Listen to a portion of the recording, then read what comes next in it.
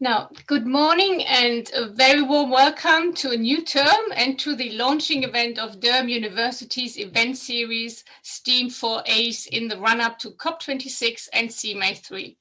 I'm not going to give a long introduction, just a few remarks on the running order of the day and one thought on COP26. I will leave the main introduction to our distinguished Pro-Vice Chancellor for Global, Professor Claire O'Malley. We also have a special guest today, Justice Brian Preston, who is the Chief Judge of the Land and Environment Court of New South Wales. I will introduce him before his lecture that will start at around 11 a.m. I'm very excited and grateful that he will speak about a topic that should already be familiar to some of the students in the audience and is so important, the application of the Paris Agreement in a concrete case in court. Over the next 45 minutes, my colleagues will introduce the events they are planning over the coming month to celebrate, showcase, and develop the research that is undertaken across the university to address the current climate crisis. There are many more colleagues who are contributing. There are many international collaborators who are going to participate in the series. Professor Johnson, Professor Williams, and Professor Glias will provide more information on their plans. Professor Johnson will also speak about the significance of the Sustainable Development Goals for the university. Simon Parker will provide some information on the climate action that is taken by the university in maintaining and managing estates. It is fantastic news that we also have a new Durham Student Society on environmental law and climate futures. The society has formed very quickly and with great enthusiasm of our students. It is founded by law students, however, it is open to students from other departments as well. William Turnbull and Felicity Checksfield will speak about their plans for the society over the next month. Some projects are evolving very fast and we still manage to add these to the program. And one of these is the Echo to School project with Durham County Council, and Evelyn Tirani will say a few words about that project and also about the Durham Energy Student Society. I may be allowed one further remark. COP26 and CMA3 are very important events. The upcoming conference, which will hopefully be held in Glasgow as a physical event, is exciting because it is hosted by the UK and it is hoped to raise ambition levels. It is also a very important conference because it is anticipated that this is the COP where the international community moves from a negotiation COP to the implementation COP, and that the meeting of parties under the Paris Agreement will finalize all legal issues that need to be wrapped up to make the international treaty fully operational and successful. Professor Claire O'Malley is our Pro-Vice Chancellor for Global. She is responsible for the strategic leadership and implementation of the university's international agenda. She oversees a range of strategic developments, such as the development of strategic teaching and research partnerships with international peer institutions, the establishment of a Durham University presence in key global cities, work to increase research, study, and work abroad opportunities for Durham undergraduate and postgraduate students and research staff, and work to increase the percentage of students from outside the UK studying at Durham to around 35% by 2027. Thank you so much for agreeing to join us this morning, Professor O'Malley, and the floor is yours. Thank you very much. Thank you so much, Petra, and thank you very much for those opening remarks, and thank you also to you and many colleagues at this meeting for your leadership of Durham University's contribution in the run-up to COP26 and in promoting, not only conducting the research and education that's so important for the SDGs, but also promoting the university's sign up to these agendas. I'm delighted that we have done so well recently in the THE impact rankings that signal the contributions that the university is making globally to these challenges. I'm particularly delighted to introduce this event series and thank you for organising it. I'd like to welcome all the students, colleagues, guests, and in particular Justice Preston. I realise it's quite late in the evening for you, so we thank you very much for your commitment. Justice Preston will deliver a lecture at around 11 o'clock our time this morning. Thank you all for coming to this launch event. I've been asked to explain a little bit about what STEAM and ACE stand for. So STEAM stands for sciences, both natural and social sciences, technology, engineering, arts and maths. So it's a pan-disciplinary activity towards ACE, Action on Climate Empowerment. This is a term that was adopted by the UN Framework Convention on Climate Change, UNFCCC, for work under Article 6 of the Convention and Article 12 of the Paris Agreement, 2015. And I quote, "The aim of Action for Climate Empowerment is to empower all members of society to engage in climate action through education, training, public awareness, public participation, public access to information, and international cooperation on these issues." And what is a university for if it is not only to pursue research in these areas, but to educate people and to engage in public engagement, public affairs, to help to deliver on very challenging targets. So this is it's an important event series. We hope it's not just a talking shop, but it is an educational activity and an awareness raising activity. And again, I thank you, Petra and colleagues, for your leadership here. So ACE, Action for Climate Empowerment, denotes work that forms part of the Doha Work Programme under Article 6 of the Convention, and as I've said, Article 12 of the Paris Agreement. And there are 6 elements: climate change education, training, public awareness, public access to information, public participation, and international cooperation. And implementation of all elements of ACE has been recognised as a really crucial factor in solving the complex challenges presented by climate change.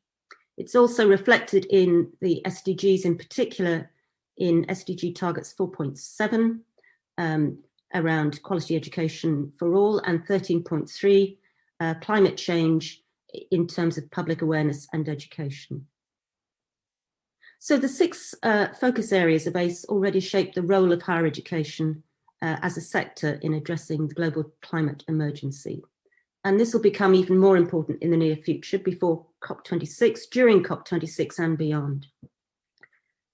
Sharing research and knowledge, engaging in training and increasing public awareness, and so on, are all elements that form an essential part of our curriculum at Durham University, and a core part of our research and climate action agenda that will be explained throughout this initial seminar and throughout the programme. And Karen Johnson has been leading some excellent work in mapping how Durham University's curriculum and our research addresses the SDGs. And I thank her for that leadership. We're also committed as a university to working together to integrate climate awareness more broadly. And this continuous dialogue with our students is really important in helping to facilitate the transition to a low carbon and climate resilient future. And we really want to integrate both knowledge, research, and skills opportunities that future leaders need to become climate conscious decision makers. So the overall goal of this event series is to further integrate climate change into our activities across STEAM, all of our disciplines, as well as shaping our understanding of and our role in action for climate empowerment. So the events are going to be taking place online during the months of May, June, September and October, all leading up to COP26 in November. And they go beyond the 5 themes of the UK COP26 Presidency and are intended to develop further research and knowledge on climate change. The 5 themes are climate finance, energy transition, clean road transport, adaptation, resilience, and nature.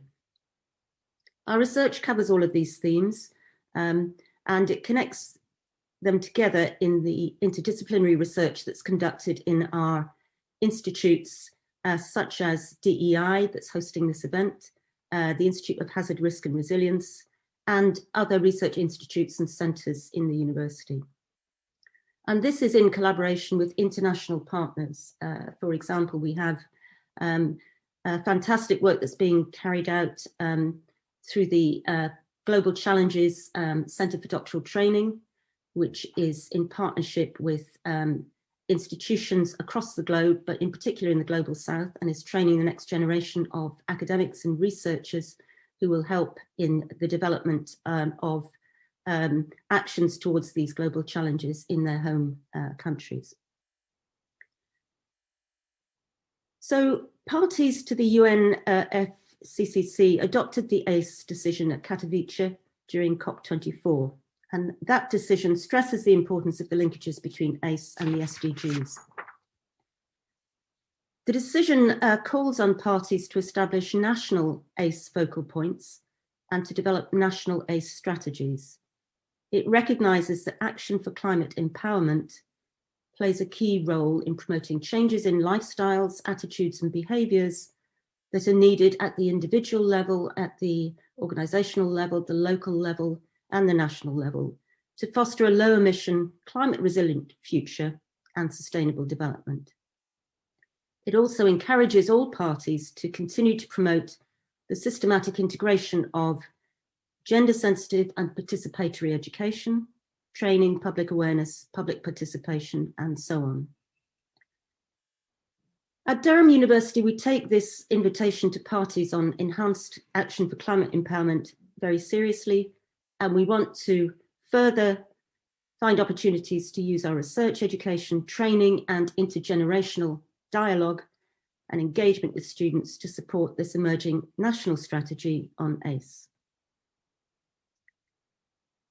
Action for climate empowerment can enhance the nationally determined contribution that comes from the Paris Agreement process and ambitious mechanism to build a society-wide consensus that includes all generations and communities. And this event series is a small step further into that direction. And I'm delighted to be working with our research institutes to launch this series.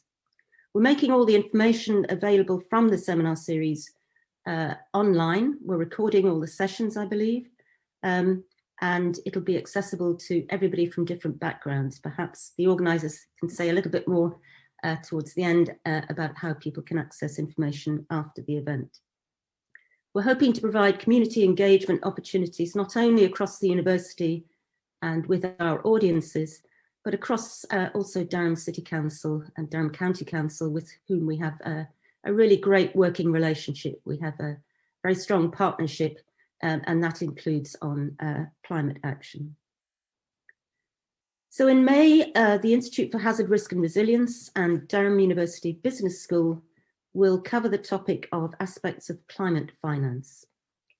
Durham Energy Institute will address energy solutions and road transport in June, and September is dedicated to adaptation and resilience that's covered by the Department of Law and the Global Policy Institute. And then in October, we explore the theme of nature, biodiversity and nature-based solutions with the Department of Engineering. So once again, I'm delighted to launch this event series that takes us to COP26 in November. I'd like to thank the organisers, thank Petra for her leadership here. Delighted also to welcome Justice Brian Preston, who is Chief Judge of the Land and Environment Court in New South Wales, who will give a lecture on the influence of the Paris Agreement on climate litigation, the Rocky Hill mine case study. So without further ado, I'd like to hand over to my colleagues, in particular to Karen Johnson, who's going to tell us about the work that she has been leading for the Sustainable Development Goals Group as part of our global strategy. Over to you, Karen. Thank you very much. Thanks, Claire. I'm just going to try and share my screen. I hope that's possible. Let's have a go. Can people see the screen? Excellent. So yes, we signed the SDG Accord, the Sustainable Development Goals Accord, back in 2018. And what I'm sharing here are the material for our sustainability web pages, which covers all 17 SDGs. Now, the SDGs, if you haven't heard of them already, they are 17 global challenges that the UN put together back in December 2015. They morphed out of the Millennium Development Goals. And they have as one of them SDG 13, which is on climate action, which of course we're talking about today. And that's what the lecture series is about. But there are 16 other ones, which are all very important and that will help us to achieve climate action. And they are wide ranging, not just environmental issues, but societal, economic issues. And of course, that's why we've got these 5 themes over the 4 months in the STEAM for ACE lecture series, because we need that STEAM approach, that interdisciplinary approach to tackle these global challenges. We can't achieve net zero and climate action without thinking about some of the inequality issues that are present in the world, and economic issues as well, of course. So all I'm going to do, I'm going through very quickly. So we signed the SDG Accord in 2018. The students signed it as well in 2020. And this means that the university has signed up to reporting on how we are helping to deliver the UN's Sustainable Development Goals. If I show you these flashcards, I'm just going to briefly look at one example, Life on Land, where I think maybe we might hear a bit more about that later from Simon. SDG 15 is about sustainable terrestrial ecosystems. And it's one of the SDGs where we've showcased here, we showcase all 17 on our sustainability web pages. But we showcase what we're doing as a university in terms of research. So you can see on the left-hand side here, we talk about the publications which are related to SDG 15. And we talk about the education that we're doing. We have a few examples of where we teach about SDG 15. This is very few examples. There are many more cases. And we're trying to increase the amount that we include SDGs in our curricula. And then we also look at wider student experience. So this flashcard gives examples, firstly, of research. This is in the left-hand side here. We can look at some of the work that's going on in biosciences, working with other departments as well, on rice production in the Indian subcontinent. We can look at some of the teaching that's happening, of course, in geography, but also, of course, in the business school. And also in arts and humanities, again, emphasizing the need for that 4-faculty approach, that STEAM approach, both the sciences and technology and engineering and arts and humanities and maths in order to deliver global challenges, each one of them. So we have examples of education. Then we have, importantly, examples of where Durham University is trying to live the values, and very much through Green Space, our Green Space movement, where students are working closely with the Green Space staff to try and deliver on campus some of the environmental sustainability challenges that we see, like maintaining biodiversity, understanding what biodiversity we've got on campus, and then globally as well, of course, working with our international partners, working with our local partners, as Claire O'Malley has said, working with Durham County Council closely, looking at how we can deliver on biodiversity. And that brings me back to COP26. That's all I'm going to say actually on the SDGs. Is that we are taking this 4-faculty approach and looking at what we're doing on the SDGs across the research that we deliver, across the teaching and the wider student engagement at local, national and international levels. I'll talk later about the nature themed month of October, where we have the seminar series. And I'll pass back to Petra. Thank you very much, Karen. That was really, really interesting. And I will just pass it on now to our next speaker, who will be Julian Williams, please. Hello. Thank you very much for coming, everybody, and much appreciated to listen to this, just a short breakdown of what we're going to be doing in May. I'll just very briefly share my screen and do that. Here we go. And this, I'm hoping everybody can see that. Oops.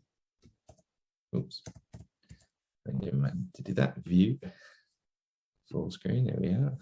So my name is Julian Williams. I'm from the Institute for Hazard, Risk and Resilience. And our sort of remit is, as a global research institute, is to work in the areas of mostly natural hazards, but we also work in human hazards, urban resilience, across a sort of a wide spectrum. Now, my area is finance, and that's been my personal research agenda for many years. And over the last few years, what we've found is that if we look at the projects that we run at the moment, whilst we do a lot of work in natural hazards, we do a lot of work in how government policy impacts hazards and risk. What we often find is that the core drivers for most exposures is investment, effectively correct and sustainable investment in these particular cases. And this affects everything from coastal behavior, coastal erosion in the UK, all the way through to urban resilience in Mexico, volcanic eruptions, exposures, etc.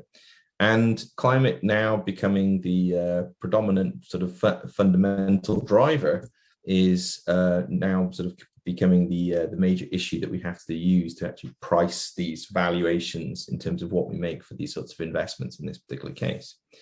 And those investments are going to cover a very wide range of areas. So what we're going to see is that when we think about investing in resilience, we're going to be investing in community resilience, health resilience, climate resilience, resilience of the built environment, ecological resilience, which is what Karen was just going to mention and talk about later on, infrastructure resilience and economic resilience in the general sense. And resilience has got many different forms to it, but it's effectively to increase the ability of a community or of a situation to actually return back to some kind of steady state in its particular case. And the problem that we have with finance is that finance often becomes quite a short-term viewpoint, and we have to kind of change our attitudes about how we go about delivering investments and how we go about valuing those over the longer term. And one of several of the discussions and workshops that we're going to be running in May are going to be talking about new ways of thinking about economic models that are going to capture that change in time horizon that we're thinking about in terms of actually facilitating these kinds of resilience requirements that we need. And so we'll start off at the beginning of May with myself, and I'll talk about very long run valuations. So we'll talk about public investment over 40, 50 years. Then we'll move on to discuss private investment and understand how private investment becomes important and changes in attitudes of private investors. And that will be colleagues of mine from the business school, and they'll talk about new kinds of development models for those kinds of finance areas. And we've seen recently that ESG financing has now become the predominant financing in Europe. And we hope that to see that in the world.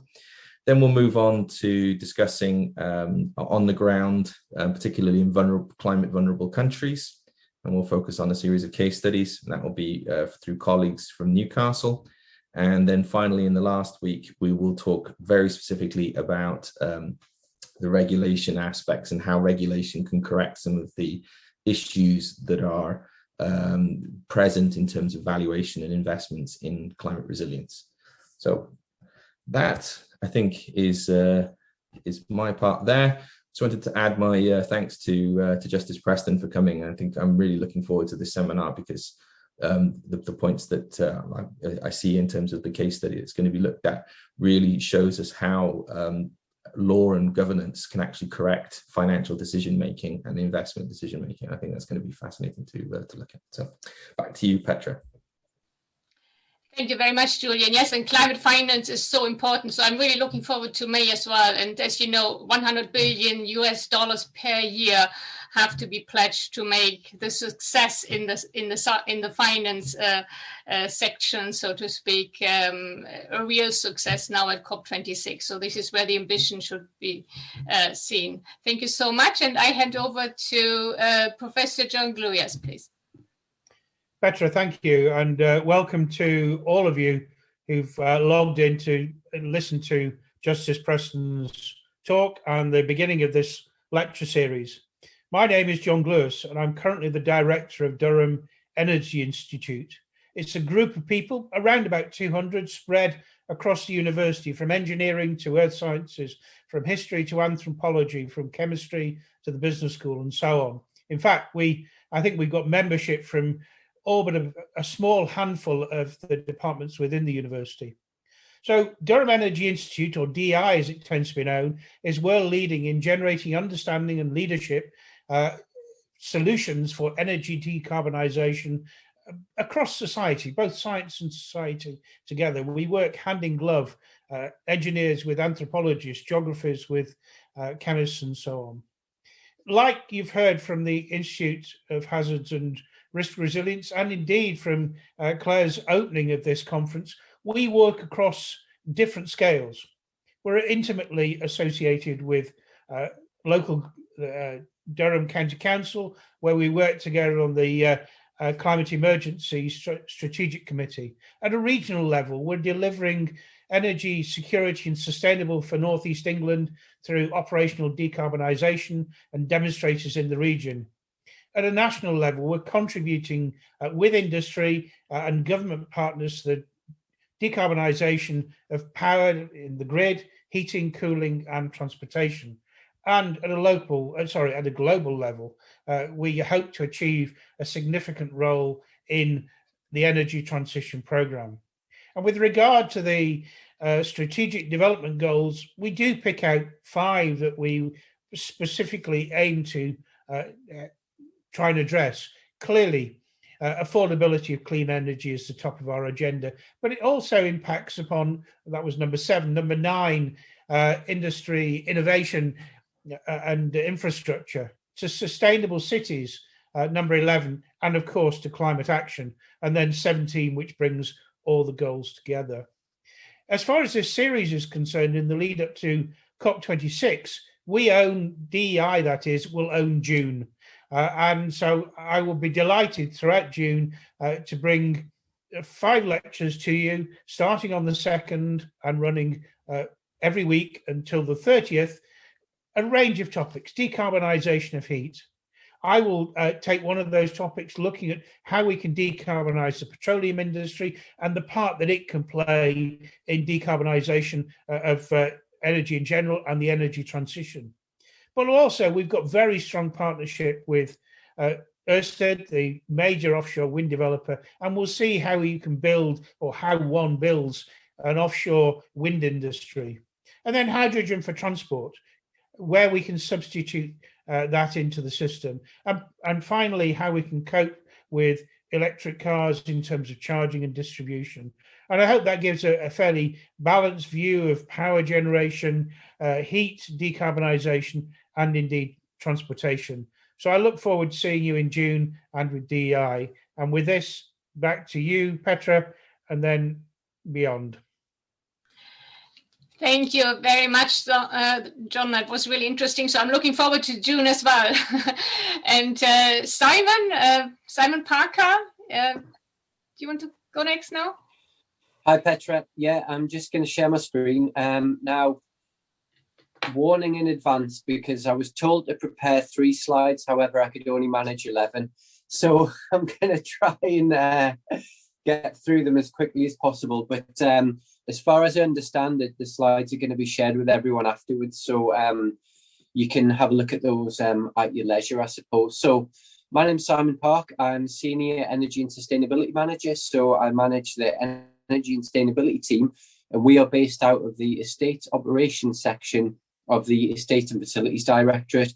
And we have responsibility for everything from biodiversity, energy, carbon, waste, water, transport. And in this 5 minutes, I'm just going to try and give a quick overview of some of the environmental impacts that Durham has, what we're up to, and then I'm going to signpost you to some further reading, which you can have a look at in your own time. Okay, so quickly, we spend over £8 million a year on gas, water and electricity.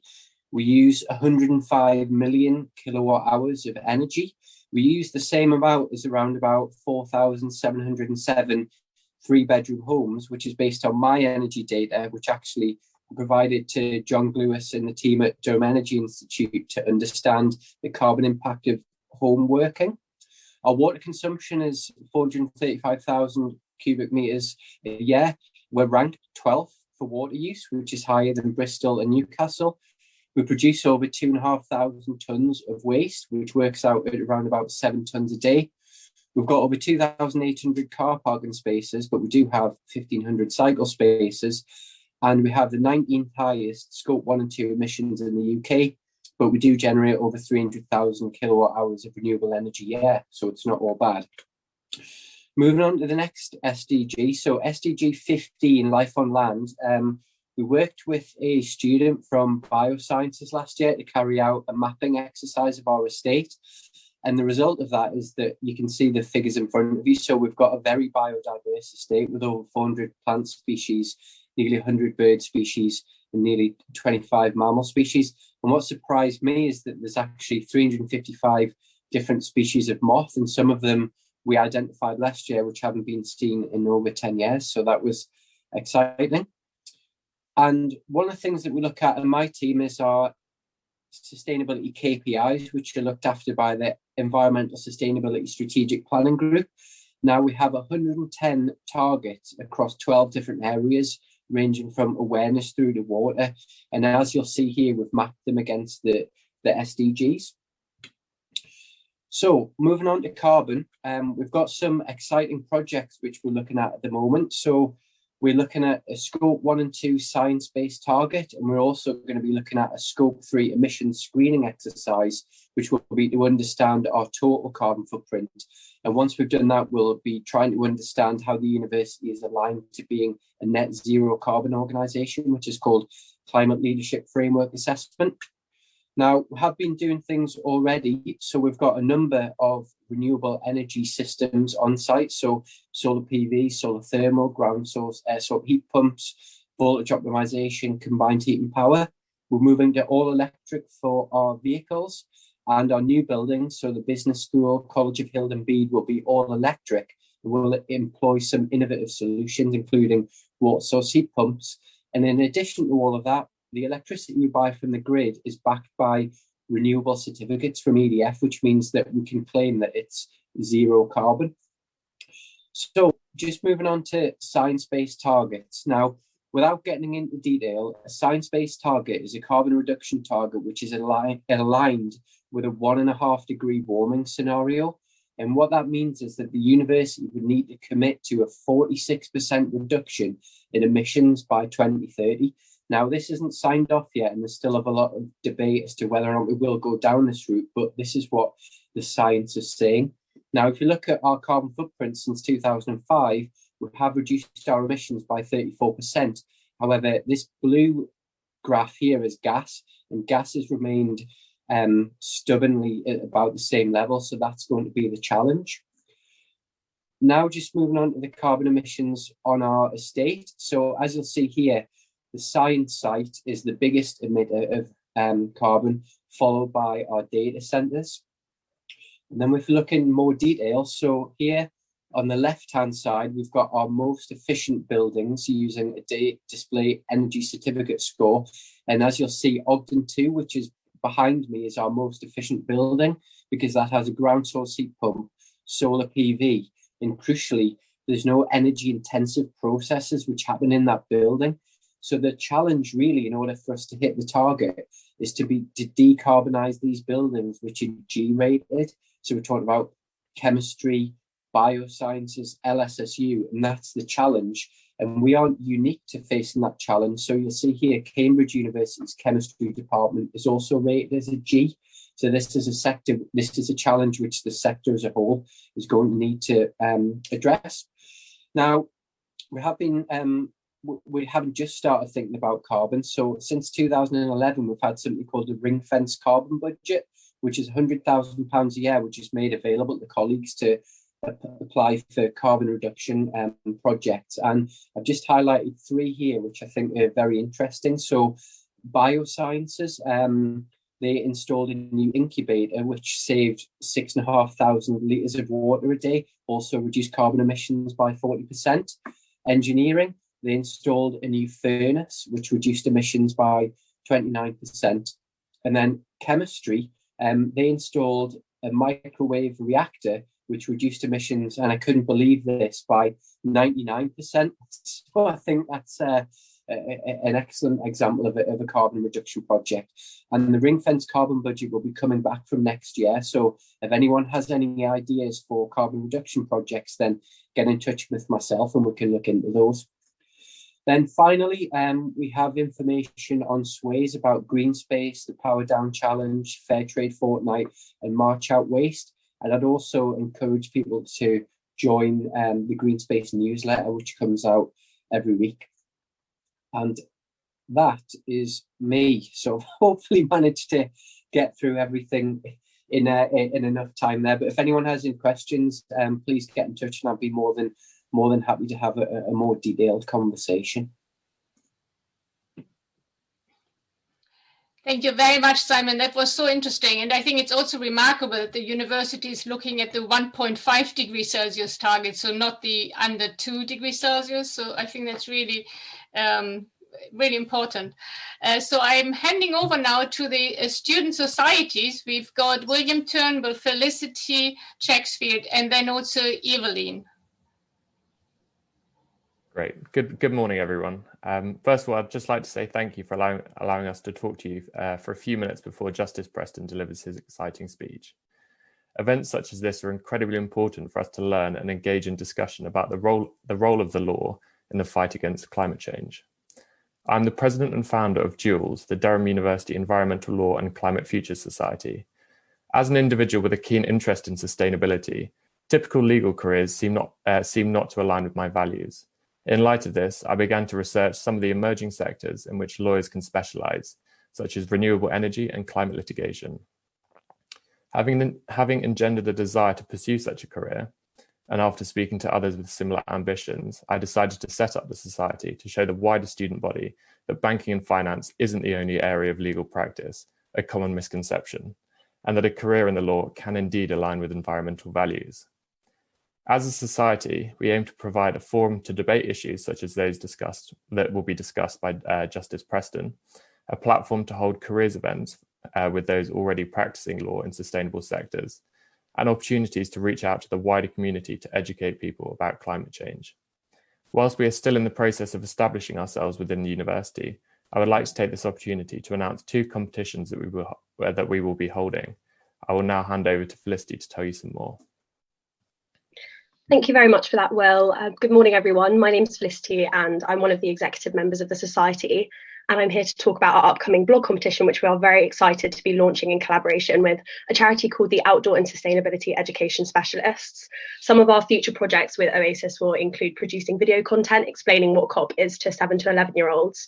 But our first project will be targeted at students from the Durham County area schools between the ages of 11 and 18. Our plan is to reach out to these schools with a selection of 3 questions and ask the students to produce either a 3-minute video response, a 500-word blog post, or a piece of art. Our questions include: what is climate change and how do humans play a role in it? How does climate change affect the planet and what can we do to prevent it? And how is your local area addressing climate change? We intend to launch the competition by the end of the month, with submissions being due in early July, and that should give us enough time to select a winner by the end of the school summer term. Alongside this school's competition, we will also be running an internal blog competition for Durham University students. Open to students from all subject backgrounds, we're asking submissions to consider either what is necessary for our generation to tackle climate change effectively, and what does climate change mean for lawyers. We intend to similarly launch the competition by the end of the month, using our social media platforms and university email lists to contact prospective applicants. We encourage any students listening today to consider applying. We have very kindly been gifted a £150 Cambridge University press voucher to divide into prizes. And with the approval of authors, we also hope to publish submissions on our website. And this should really facilitate the society in its goal to be a platform of education and debate even after the competition is over. We're really excited about the prospect of engaging with the wider Durham community, as well as providing a platform of discussion for multiple subject backgrounds within the university. So thank you so much for your time and attention today. And it was a pleasure to hear so many fantastic, motivating speakers. And I wish you all the best in the future. I'm now going to pass over to Evelyn, who's going to discuss in more detail the work of ECO COP. Thank you very much, Felicity and William. They are a great example of the enthusiasm that has been shown by our students and their engagement in the issues to do anything connected to climate change and in the run-up to COP26. So in addition to this new wonderful new student society, we also have a very active student energy society. And they've been involved in organising a youth and industry energy forum, which will be running in parallel to COP26 in Glasgow. And they have been engaging with organisations and industry partners who have shown leadership in terms of innovations around reducing carbon, solutions for mitigating climate change as well. And we're very excited about that event. The project that Felicity also referred to, which we're working on with Durham County Council and Oasis, the environmental and outdoor education specialists, is an exciting project to engage school children from across the world in the themes and issues related to COP26. So we are very lucky to have a range of academics from across the university who are contributing their expertise, developing films and educational materials, which will contribute to lessons which will be undertaken by schools across County Durham, but also in partner schools across the globe. So example countries are, for example, Tanzania, we've got schools in Germany, from Mexico, from East Asia as well. And these schools will be working through the educational materials that have developed, interrogating some of the key issues that will be addressed at COP26. And it will all culminate in a worldwide conference of schools where each school will commit certain challenges, commit to make certain changes within their own school structures, and students will also decide how they would like to change their own lives or the lives of the people around them in relation to climate change. And we have had a very enthusiastic support from students at all levels at Durham University, from undergraduate levels to PhD students, who are advising on the educational materials and also developing case studies and examples from their own lives. So thank you very much. If you'd like to find out anything more about some of these activities that we are organising at Durham University, there is a web page which will link you to these events, and I've put it in the chat. So you should be able to follow that and find out more. Thank you very much. Thank you very much, Evelyn. And I would also like to take the opportunity to thank Lynn, who is doing a marvelous job here in bringing us all together via Zoom. And I can see that there are a few questions in the Q&A section. I would suggest we will answer all these questions after the lecture, because it is getting quite late in Australia and I really don't want to wait that much longer. I'm really keen to have Brian Preston now delivering his lecture. I will introduce him, and then please, if you can just put all your questions, whether they are concerning the lecture or concerning this event series or access to the future events, panels and lectures that will be held across these months, please put everything in the Q&A section, and we will go through as many questions as we possibly can. So I'm really honored, and it's a great pleasure to introduce Justice Brian Preston. Justice Preston is the Chief Judge of the London Environment Court of New South Wales. He was appointed in November 2005, and prior to that he was a senior counsel practicing primarily in New South Wales in environmental planning, administrative and property law. He has lectured in postgraduate environmental law for over 25 years, and he's the author of Australia's first book on environmental litigation and over 130 articles, book chapters and reviews on environmental law, administrative law, and also criminal law. He holds numerous editorial positions in environmental law publications and has been involved in a number of international environmental consultancies and capacity building programs, including for judiciaries throughout Asia. And Justice Preston, I'm delighted to say, is also a member of the International Research Advisory Board, IRAP. Justice Preston is an official member of the Judicial Commission of New South Wales, a fellow of the Australian Academy of Law, a fellow of the Royal Society of New South Wales, an honorary fellow of the Environment Institute of Australia and New Zealand, and also a member of various international environmental law committees. And he's an adjunct professor of the University of Sydney and at Western Sydney University. So thank you so much for joining us here today and for giving the lecture on the influence of the Paris Agreement on climate litigation, the Rocky Hill mine case study. So the floor is yours. Over to you. Thank you very much. Thank you very much, and for doing me the honor to give you a lecture. I'll start sharing screen. Hopefully this is going to work.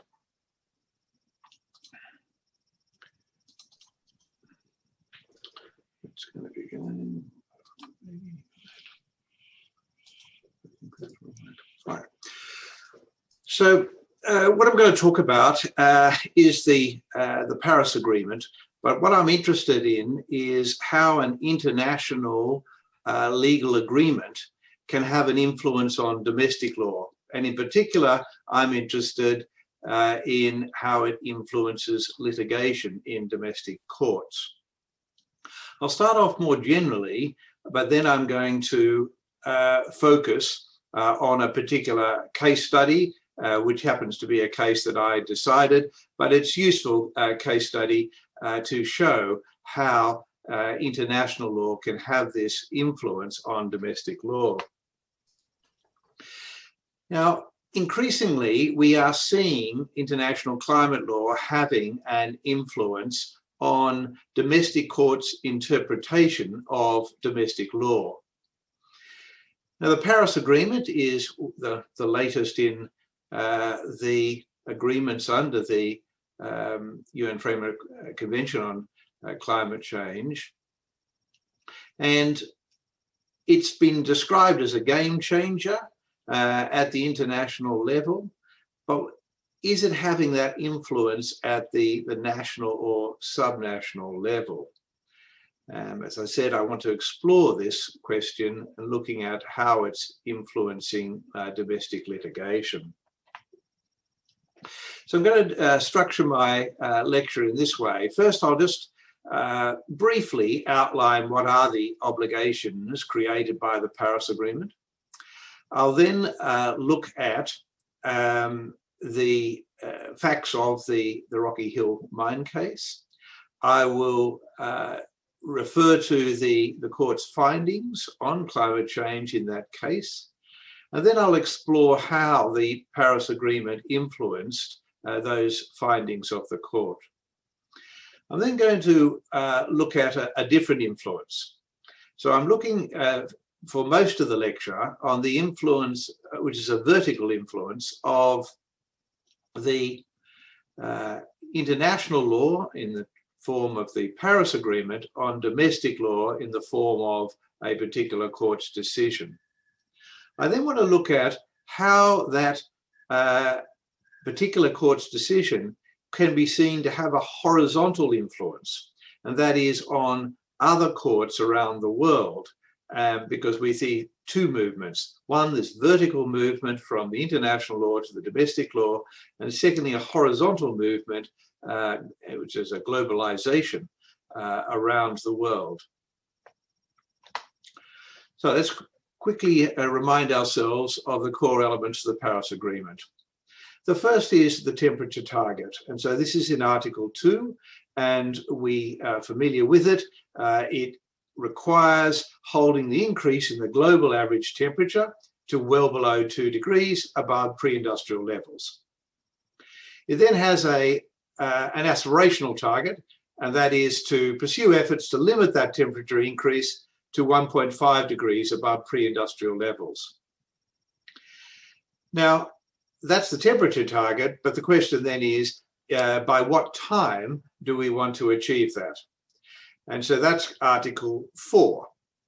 And it says that parties should aim to achieve global peaking of greenhouse gas emissions as soon as possible. And then, after you've reached the peak, to undertake rapid reductions thereafter, so as to achieve a balance between anthropogenic emissions by sources and removals by sinks of greenhouse gases in the second half of this century. So often that's referred to as net zero emissions.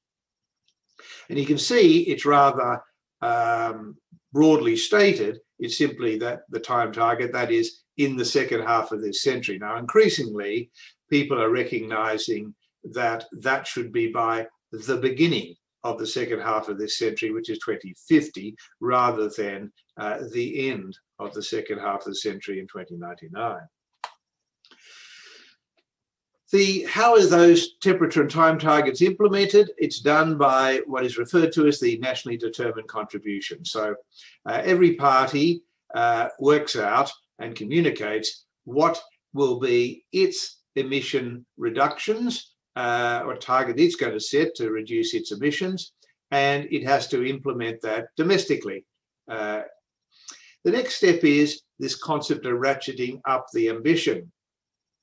So once the parties set their NDC, 5 years later, they have to come up with a more ambitious NDC. So that is, it's a progression beyond their previous NDC, and it should reflect its highest possible ambition.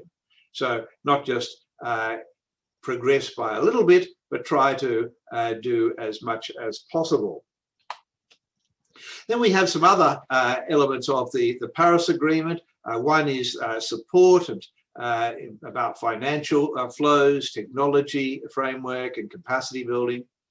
There needs to be transparency. This is important because when parties communicate their NDC and what they're actually doing about it, there needs to be transparency, and everyone needs to know what they're doing and how they're progressing.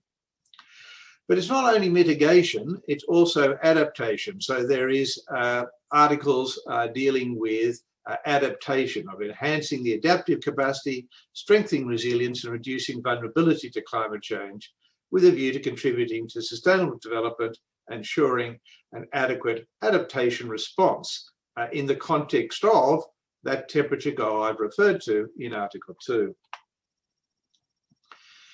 Now, when we look at those various obligations, we could classify them as being of a procedural nature and an administrative nature. They don't require a particular outcome. So take the NDC. There is a procedural obligation to fix and communicate an NDC, and there's a particular obligation every 5 years to ratchet up the ambition in that next and successive NDCs.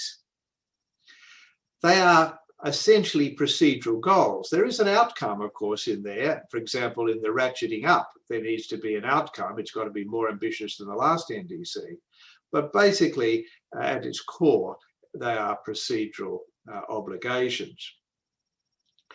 And furthermore, because the Paris Agreement has been described as a bottom-up approach rather than a top-down approach, bottom-up in the sense that each party has a wide discretion as to fixing their NDC and as to how that temperature target of being well below the 2 degrees centigrade should be achieved. Now, this leads to a problem. So if you just look at the current NDCs under the Paris Agreement, it's been calculated that global warming will exceed the aspirational target of 1.5 degrees above pre-industrial levels by 2030. That's only less than 9 years away. And this would need, therefore, to get to the 2 degrees, would need to some much increased ambition up to 2030. Right, with that sketch of the international law, let's just come and see how it's starting to be implemented domestically. And that's the thing about international law. It really ends up being sort of law on the books, but not law in practice, unless and until it's implemented in domestic law. But how is it going to be implemented in domestic law? Well, that will depend upon the individual legal system of a country. So we know the differences, for example, between a monist legal system and a dualist legal system. So that will lead to different ways in which international law can be incorporated into domestic law. Now, many of the systems, including Australia and the UK and the US, are dualist legal systems. And so international law needs to be incorporated through either domestic legislation or policy.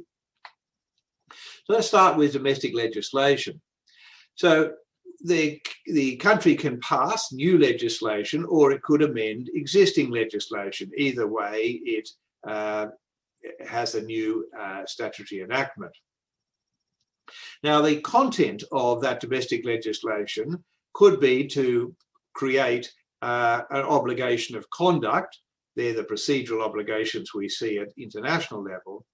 But importantly, it can add to those obligations of conduct obligations of outcome. So those are the things we're not seeing at international level. So it could actually fix a particular target that must be achieved by a particular time frame. So to give some examples, one is Papua New Guinea's law, which you can see by the very title, implements the Paris Agreement, and it makes it part of the law of Papua New Guinea. Similarly, Peru incorporates the NDC that Peru communicated under the Paris Agreement into the domestic law. And it's an instrument of climate management that must be considered, and institutional budgets are reported on annually to see that the NDC is actually achieved. But it's not only national legislatures that can incorporate the Paris Agreement, it can also be subnational legislatures in countries that are federated legal systems, and Australia is one of those. So one of our states, Victoria, has incorporated into the statute the Paris Agreement's temperature and time targets. Now, as lawyers, we always think that the law is the thing that matters, but policy is increasingly important. And a country can incorporate international law, and in particular the Paris Agreement or a country's NDC, into governance by a policy. And an example I give is from my home state, New South Wales, where there is a climate change policy framework, quite an old one, 2016. But in it, the government says that it expressly endorses the Paris Agreement and commits to taking action that's consistent with the level of effort to achieve Australia's commitments to the Paris Agreement. So that includes Australia's NDC. Now, there can be legal consequences of policy incorporation. I think that's important because we draw this distinction between law and policy and say, yeah, but policy is not really law, so does it really matter? Well, it does matter for at least three reasons, and I'll give these. The first is that the policy and action taken under the policy can become a relevant consideration in administrative decision making. So in public law, there's often powers are given to repositories of power, government agencies, etc. And the statute may say that those powers are to be exercised in a certain way, including by taking into account certain matters. So they become the relevant matters that a decision maker must take into account in order to validly exercise the power. And so one of the ways in which policy can have an influence is by becoming a relevant consideration in the exercise of power. And I give two examples here. One, a case in South Africa, the Earthlife case, where the court, it was a judicial review case, and the court said that South Africa's NDC, so it's communicated under the Paris Agreement, was a relevant consideration. And that should be taken into account in the minister making a decision to grant an environmental authorization to a proposed coal-fired power plant. The second is a case that you'll be well familiar with, the third runway at Heathrow, the Plan B case, which was decided just recently by the UK Supreme Court at the end of last year. But I think the important decision is the Court of Appeal decision, because it illustrates how not only the Paris Agreement, but also England's, the UK's commitment, the NDC, under the Paris Agreement, could become part of government policy. Now, you recall under Section 5, subsection 8 of the Planning Act, it refers rather generally to what is policy, and the question becomes an interpretive exercise of what is meant by that policy. And the Court of Appeal took the view that it was a reasonably open-ended concept, and the Paris Agreement and the UK's NDC under the Paris Agreement could be seen to be part of government policy. Now, that decision was overturned by the Supreme Court. So they say that particular wording in the Planning Act wasn't ample enough to include the Paris Agreement or the UK's commitment under the Paris Agreement. But I still think the case is illustrative of how policy can have a legal influence as a relevant consideration. I'm going to come in more detail to the Rocky Hill mine case, but I just want to flag here that because I made the decision, I did take into account both the national policies, but importantly, the New South Wales policy endorsing the Paris Agreement and committing to achieving net zero emissions by 2050, so that temperature and time targets. It also, the Paris Agreement also influenced my analysis of the impacts of the climate change and the acceptability of allowing increased greenhouse gas emissions by looking at the carbon budget, and I'll explain that in more detail. And my decision was then followed by government agencies, so in future cases. So the peak government body that makes decisions about these types of projects, which is called the Independent Planning Commission, it did approve a coal mine, but in doing so, it imposed a condition requiring the sale of the coal mined from the project to be limited to countries that were parties to the Paris Agreement. Now you think, why would that be so? Well, they said that the Scope 3 emissions, the responsibility for Scope 3 emissions, wasn't simply limited to the consumers of the coal. And everyone had, each party had a responsibility to operate in the relevant supply chain of the product coal, so taking it from cradle to grave. And that meant that it was important that coal sold from a mine in Australia should be sold to countries that will account for the emissions associated with the burning of the coal, which will be the Scope 3 emissions, and that those countries are taking action to reduce those emissions through their NDC under the Paris Agreement. And so we can just see that there's a way in which the policy has fed into the decision-making at domestic level. Now, the second way that there can be a legal consequence of policy incorporation is that the government's commitments under the Paris Agreement, including setting the country's NDC and the level of ambition of that NDC, can have legal consequences. And one case was a litigation actually by a law student, Sarah Thompson, in New Zealand, where it challenged two of the targets set by the New Zealand government. Now, one of those was an NDC under the Paris Agreement. And the New Zealand court held that that decision of the government was justiciable.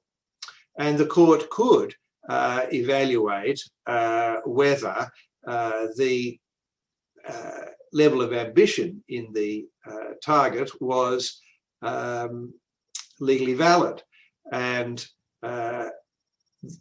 so there was a way in which the country's NDC incorporated into the domestic legislation was then able to be reviewed by the courts. Now, it's not only when there is actual incorporation of, we're actually doing something in relation to a policy, it can also be not doing something in relation to policy. So a failure to implement a climate change policy that they've adopted can also have legal consequences. And the best example of this is the Lagari case in Pakistan. So there the Pakistani government had adopted national climate change policies, essentially ones associated with adaptation, dealing with the consequences of climate change. But notwithstanding the government's adoption of those policies, they had failed to implement them. And the failure to implement them meant that climate change continued unabated, and it had a drastic consequence for the people of Pakistan. And one of the people, a farmer, who was affected by that, brought action against the Pakistani government, saying that the Pakistani government's failure to implement its policies offended Mr. Lagari's constitutional rights and a variety of rights under the Constitution. And the government and the court agreed and said, yes, climate change is having an impact on the petitioner's constitutional human rights. And that is flowing from the Pakistani government's failure to implement its policies. And so therefore ordered the government to implement its policies. So that's showing I've given you two ways so far in which international law in the form of the Paris Agreement can have an influence domestically by incorporation through legislation and incorporation through policy. I want to look at another way now in which the Paris Agreement can have an influence. And this is by focusing on three of the Paris Agreement's norms. And what I'm going to say is that the norms under the Paris Agreement can influence domestic courts in their interpretation and application of domestic laws and policies and in their fact-finding. So let's start with what I say is the first of the norms that we can see in the Paris Agreement, and I've described this as everyone must take action. Now, obviously, climate change is a global problem, and it does require universal action to solve this problem. And we can see when we look at the Paris Agreement that it creates a global norm, not only that countries must take action, but I think importantly that they are taking action to mitigate climate change. So Jaap Speer said this when he was looking at the temperature target, that what it requires is that not only that all countries together, but also each single country should take adequate measures to achieve that imperative. Now, how does this norm that everyone must take action influence domestic climate litigation? And I say that does it in three ways. The first is it allows the courts to reject a very common argument that is raised, and we might describe colloquially as the drop in the ocean argument. I'll come to deal with this a little more because I dealt with it in the Rocky Hill mine decision. But essentially what it means is that what can we do? We only, our contribution to our greenhouse gas emissions are only a drop in the ocean. They're a small part of the overall problem, so it doesn't really matter whether I take action or don't take action. My taking action will be insignificant in solving the problem. So therefore, the argument is put, therefore, let's not do anything about it.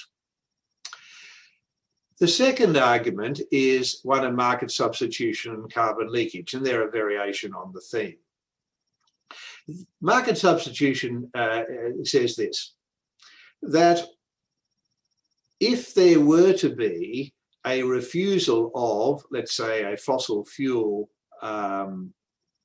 project, it's like a coal mine, so as to reduce the greenhouse gas emissions that would come from that coal mine, that will make no difference at all because the demand for coal that would have been supplied by that mine will be met by yet another mine somewhere else. And so they still will then burn the coal from that other mine. There still will therefore be greenhouse gas emissions. So there is no beneficial or no benefit in refusing one mine because it will simply, the supply will be taken up by another mine. The carbon leakage argument is a variation on the market substitution argument. It says, well, in fact, not only will there be substitution, but in fact, it could get worse. And they say, look, if you have a mine in a country such as Australia with well-developed environmental laws, then they may restrict the environmental impacts, including the greenhouse gas emissions. But if the substitution occurs in a country that has lax environmental laws or lax implementation of those laws, then not only will there be greenhouse gas emissions, but in fact there may be more greenhouse gas emissions. They may burn poorer quality coal or mine poorer quality coal. They may do so in manner which causes more greenhouse gas emissions. So in fact, the environmental problem will get worse if you go somewhere else. And so they say that's a carbon leakage argument. Now, the norm that everyone must take action assists in rejecting both of those arguments, and I'll explain why when I come to my decision. But the other way that the norm that everyone must take action helps is because it allows a comparison of the levels of ambition and the action of different countries. Now, we saw that in the agenda case in the Netherlands, where the Netherlands government said, look, our level of ambition is adequate. And the court said, well, not compared to other EU countries and other developed countries. And so they were able to have a reference point by their peers to see whether the level of ambition and action was adequate. And we're seeing that in Australia at the moment.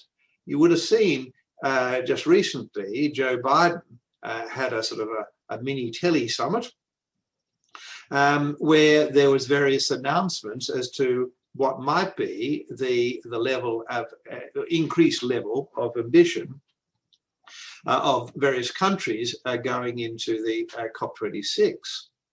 Australia declined to set any higher level of ambition. It also declined to set a target of reaching net zero by 2050. Now, I think that Australia will come out and say that by the time of COP26, but they're being coy at the moment. But Australia then comes under scrutiny by both people, organisations within Australia, but also by other countries, because they're comparing what Australia's doing to what is being done by other like developed countries. And so we can see that this norm that everyone must take action assists in this comparison of the levels of ambition and action. My second norm is the temperature target. Now, we know Article 2 sets this, and it says the maximum permissible global temperature rise should be well below 2 degrees, and with the aspiration of limiting warming to 1.5 degrees Celsius. Now, once you've set that temperature target, you can actually convert that to a carbon budget, because you can know how much carbon is already in the atmosphere, and you can say how much more can be allowed before you will exceed the 2 degrees Celsius. So the temperature target norm allows the use of the global carbon budget, and that's important. The third norm is the time target. As I said, Article 4 calls for net zero emissions in the second half of this century, and increasingly that's being taken to be 2050. So how does that norm assist? Well, firstly, it provides a temporal reference point for making and implementing domestic laws and policies. Because otherwise, the question is, how long is a piece of string? Yes, we've got to reduce our emissions, but when do we have to do it by? If you don't set a time target, then the countries will never get around to doing it. And so this temperature target in the Paris Agreement can then influence the setting a time target in domestic law. It also assists in private law, and particularly in relation to corporate and directors' duties. So insofar as an emitter, say a carbon major, is saying, well, we need to reduce our emissions, they also need to know by when do they need to reduce their emissions. And the Paris Agreement's time target assists in fixing a time target for those enterprises. And it also allows greenhouse gas emitting projects to be assessed by both administrative decision makers, but also judicial decision makers, courts. So in setting whether a particular government or an enterprise is reducing their greenhouse gas emissions by a significant enough amount or at a significant rate and by a particular time, then it helps to have regard to the time target. So with that introduction in general, let's see how those ideas can play out at a domestic level. So a few bits about the facts about the Rocky Hill mine case. So a mining company, which although it's got Gloucester Resources Limited, because Gloucester was the place in Australia where it was going to be mined, I think it is actually a German company. It's certainly a European company. And they wish to develop an open cut coal mine. They had applied for permission, and the Minister of Planning, through the delegate, this body, the Planning Assessment Commission, refused the application, and the project proponent appealed to the Land Environment Court. The project, the coal mine wasn't, in the scheme of things, a very large coal mine. It was 21 million tonnes over 16 years. That's still, a lot of greenhouse gas emissions. But in the scheme of Australia is the largest coal mining exporter in the world. So we've got some very big coal mines, and this wasn't one of the biggest mines. There were going to be 3 open cut pits.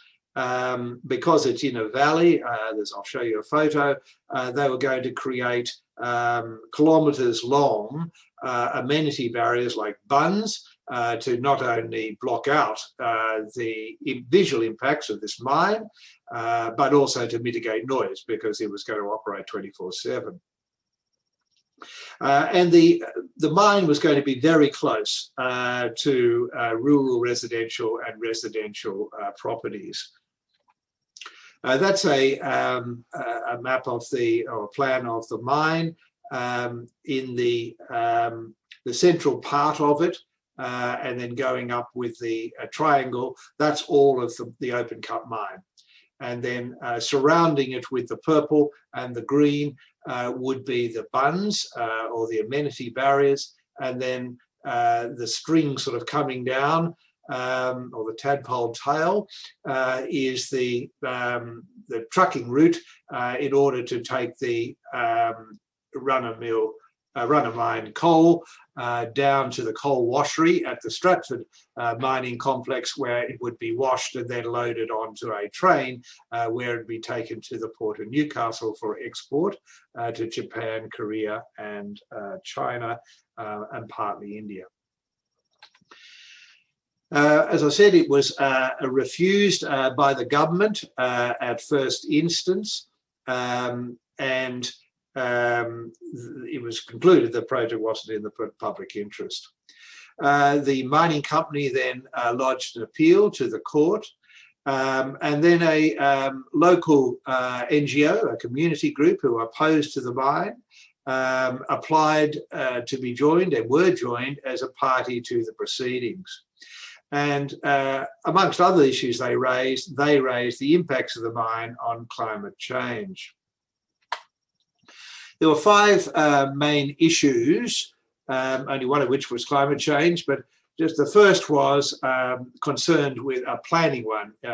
You're putting a coal mine, a new use, within an area that is used for residential, rural residential, agriculture, and I should add, recreational and scenic values, because nearby to this area is a World Heritage listed national park, the Barrington Tops National Park, and the particular landform around the mine is of great scenic value and has been painted by famous artists.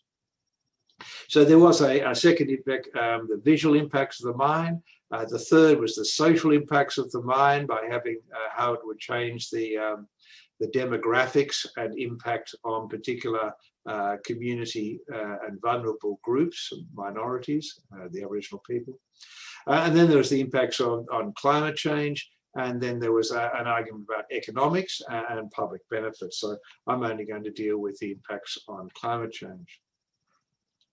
Now, the community group that became a party, they argued that the mine should be refused because of the greenhouse gas emissions. So they said that the greenhouse gas emissions were the sum of not only the scope 1 and 2 emissions, but also the scope 3 emissions that would come from burning the coal that was mined from the mine. And when you looked at all of the total of the greenhouse gas emissions, then that would be inconsistent with the global carbon budget and also the temperature and time targets under the Paris Agreement, which have been incorporated into the domestic policies. Now, the group said that if we're going to reach the goal of limiting climate change to well below 2 degrees, then no new coal mines can be approved. Because basically, if you burn all the fossil fuel reserves, you will exceed the carbon budget. Now, the miner, on the other hand, said, well, look, the impacts on climate change were uncertain, and in fact, refusal of the mine wasn't required by existing policies. I'll come and deal with their arguments in a moment. But let's just firstly look about how the climate change impacts were assessed. So the court looked at, firstly, what would be the amount of greenhouse gas emissions, and what would be their contribution to climate change. And in doing that, it assessed the arguments of each of the parties, and it also considered the three norms of the Paris Agreement. That is, everyone must take action, the temperature target, and the time target. Excuse me.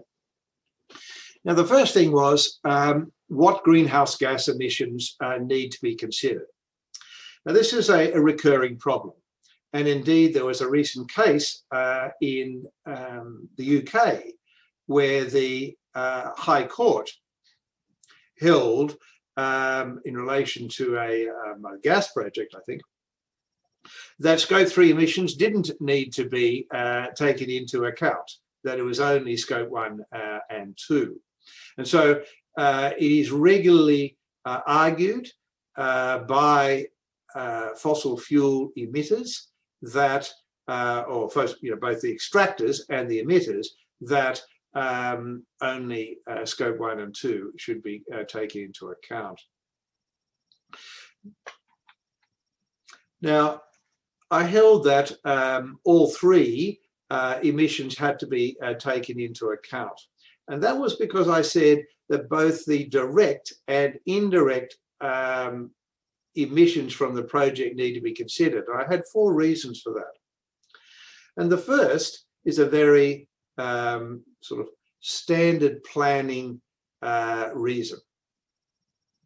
When a person applies under planning legislation for permission to carry out a project, they lodge a particular application. We call it a development application.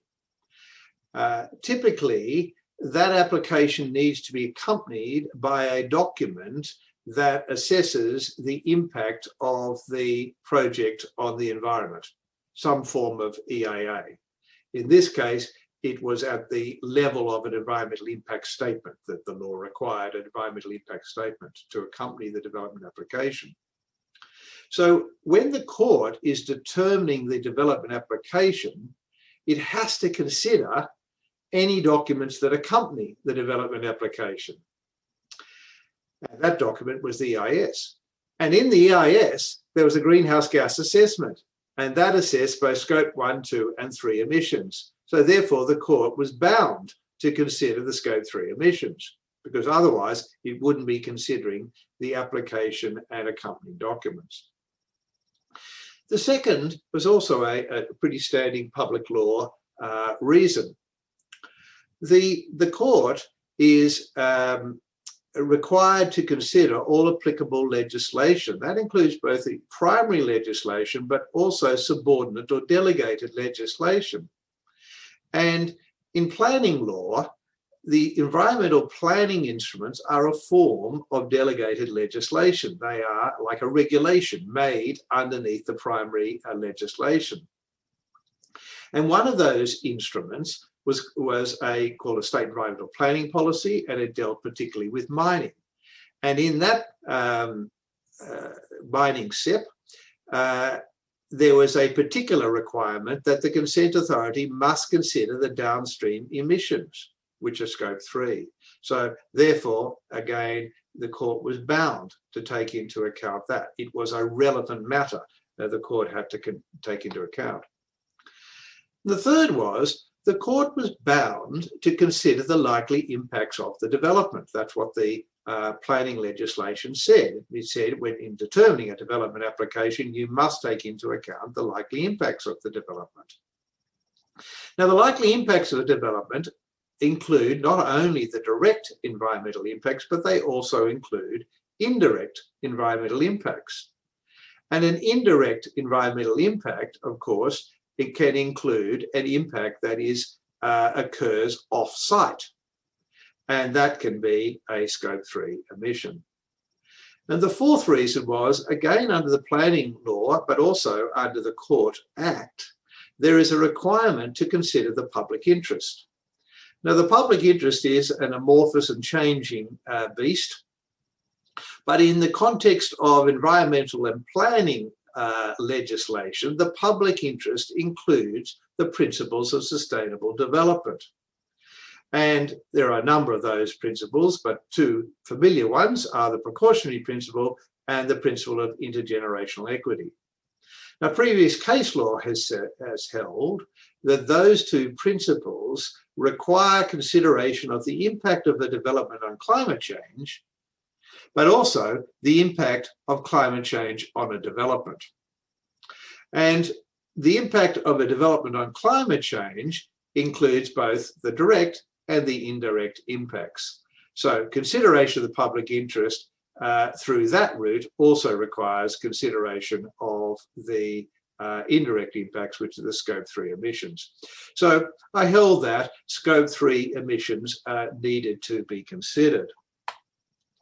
Now, we then come to the causation arguments.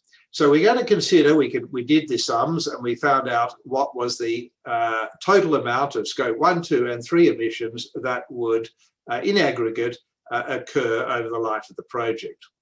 The next question was, did that contribute to climate change? And the court's reasoning was as follows. The first is that all anthropogenic GHG emissions contribute to climate change. As we know, carbon is the same no matter where it's emitted. So it doesn't, there's no fingerprinting of carbon coming from a mine in Australia compared to carbon coming from burning, the fires in Australia there, or any other source. Now, the next step in the logic is the increased greenhouse gas concentration in the atmospheres have already affected and, of course, will continue to affect the climate system. And we know many of those impacts. They are extreme weather events, sea level rise, increased average temperatures, ocean acidification, decreased rainfall, harsher fire weather climate. And if you've been following Australia's weather over the last few years, you'll know we've had the worst fires that have ever been experienced in Australia in the last couple of years. We've had the worst flooding in the recent few months Australia has ever experienced. We have also had the worst plagues of locusts and mice, which have followed on, and we've also had more cyclones. So it's clearly impacting Australia. Now, here's what I then said about that link. So 2 quotes from my judgment. So I'll just bear with me while I just go through those. So the first point I made is that it matters not that the aggregate of the project's greenhouse gas emissions may represent a small fraction of the global total of greenhouse gas emissions. This global problem of climate change needs to be addressed by multiple local actions to mitigate emissions by sources and to remove GHGs by 6. So it's the old thing, sort of, you know, think globally, act locally. Then I go on to say that greenhouse gas emissions are made up of millions and probably hundreds of millions of individual emissions around the globe. All emissions are important because cumulatively they constitute the global total of greenhouse gas emissions, which are destabilizing the global climate system at a rapid rate. So just as many emitters are contributing to the problem, so many emission reduction activities are required to solve the problem. So you can see there already I've set up the rejection of this drop in the ocean argument. And as I said, this is implementing this norm in the Paris Agreement that everyone has a responsibility to take action. So I said, climate change is caused by cumulative emissions from a myriad of individual sources, each proportionately small relative to the global total of greenhouse gas emissions, and will be solved by abatement of the greenhouse gas emissions from this myriad of individual sources. I won't come back and say that quote again, but just if you can remember it, because it is now a quote that has been applied by the Supreme Court of Canada in a recent decision that I'll come to. So I then came to bring this together to say why it was that the project's emissions will contribute to climate change. That is, there's a causal link. So the first step is the project's cumulative GHG emissions will contribute to the global total of GHG concentrations in the atmosphere. Next step, the global total of GHG concentrations will affect the climate system and cause climate change. Therefore, the project's cumulative GHG emissions are likely to contribute to these future changes to the global climate system and the impacts of climate change. So that's the reason why I said that the project will have indirect impacts on the environment, including the climate system, both the oceanic and terrestrial environment, and people. And I also dealt with the issue in another way by sort of saying that it's not only will have this positive effect, but it also has a negative effect. That is, it runs counter to the actions that are required. So here I'm picking up the words that we see in Article 4. So I say the approval of the project likely to run counter to the actions that are required to achieve peaking of global GHG emissions as soon as possible, and to undertake rapid reductions thereafter in order to achieve net zero emissions in the second half of this century. This is the globally agreed goal of the Paris Agreement. And the New South Wales government has endorsed the Paris Agreement and set itself this goal of achieving net zero emissions by 2050. And that's the Article 4 point. Now let's come to the Article 2 one. So I say, so the exploitation and burning of a new fossil fuel reserve cannot assist in achieving the rapid and deep reductions in greenhouse gas emissions that are necessary in order to achieve the balance between anthropogenic emissions by source and removed by sinks in the second half of the century, or the long-term temperature goal of limiting the increase in global average temperature to between 1.5 and 2 degrees above pre-industrial levels. So both Article 4 and Article 2 get used in my reasoning. I've said that the temperature and time targets, but particularly the temperature target, allows for the use of a carbon budget approach. And I noted that that carbon approach is based on the well-proven relationship between the cumulative anthropogenic emissions of greenhouse gases and the increase in global average surface temperature. Now, once you do the calculations, how much carbon is in the atmosphere now, how much more can you emit before you'll exceed the temperature target, then that will give you your how much carbon can still be emitted. But when you do that calculation and you look at the fossil fuel reserves and how much carbon would be emitted by burning those fossil fuel reserves, you soon work out that you cannot possibly burn anything but a small amount of fossil fuel reserves and still remain within the carbon budget. The consequence is that most fossil fuel reserves will actually have to be left in the ground unburnt. Now, when we convert that to Australia, then 90% of Australia's existing coal reserves cannot be burnt if the world is to stay within the Paris Agreement's temperature target. So that means only 10% of Australia's reserves can be burned and for the world to stay within the temperature target. Now, how does that then help us in coming to decide should this particular coal mine be approved? So we know that 10% of fossil fuel reserves in Australia could still be exploited and we could still stay within the carbon budget. But that begs the question of which mines should be allowed to make up that 10%. Now, what the NGO argued was that we've already got existing mines. They're happily mining away. They've still got 10, 20, 30 years of reserves to work through. And we've got ones which have been approved, but they haven't yet started. If you add up the carbon that, in those reserves, then they already account for the 10%. So therefore, they said no new fossil fuel developments should be allowed. We basically should draw the line now. Now, I'll come back to deal with that argument in a moment, but let me just swap to deal with what the miner argued. So the miner said, look, yes, all true.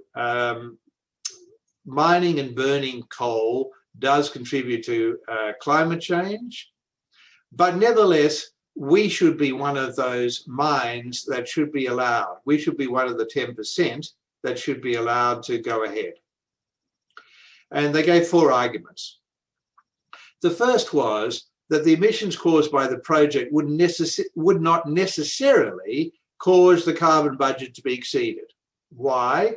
Because somebody else might solve the problem.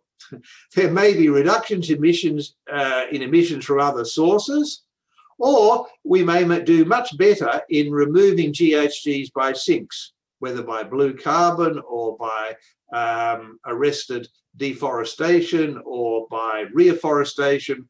We may do better.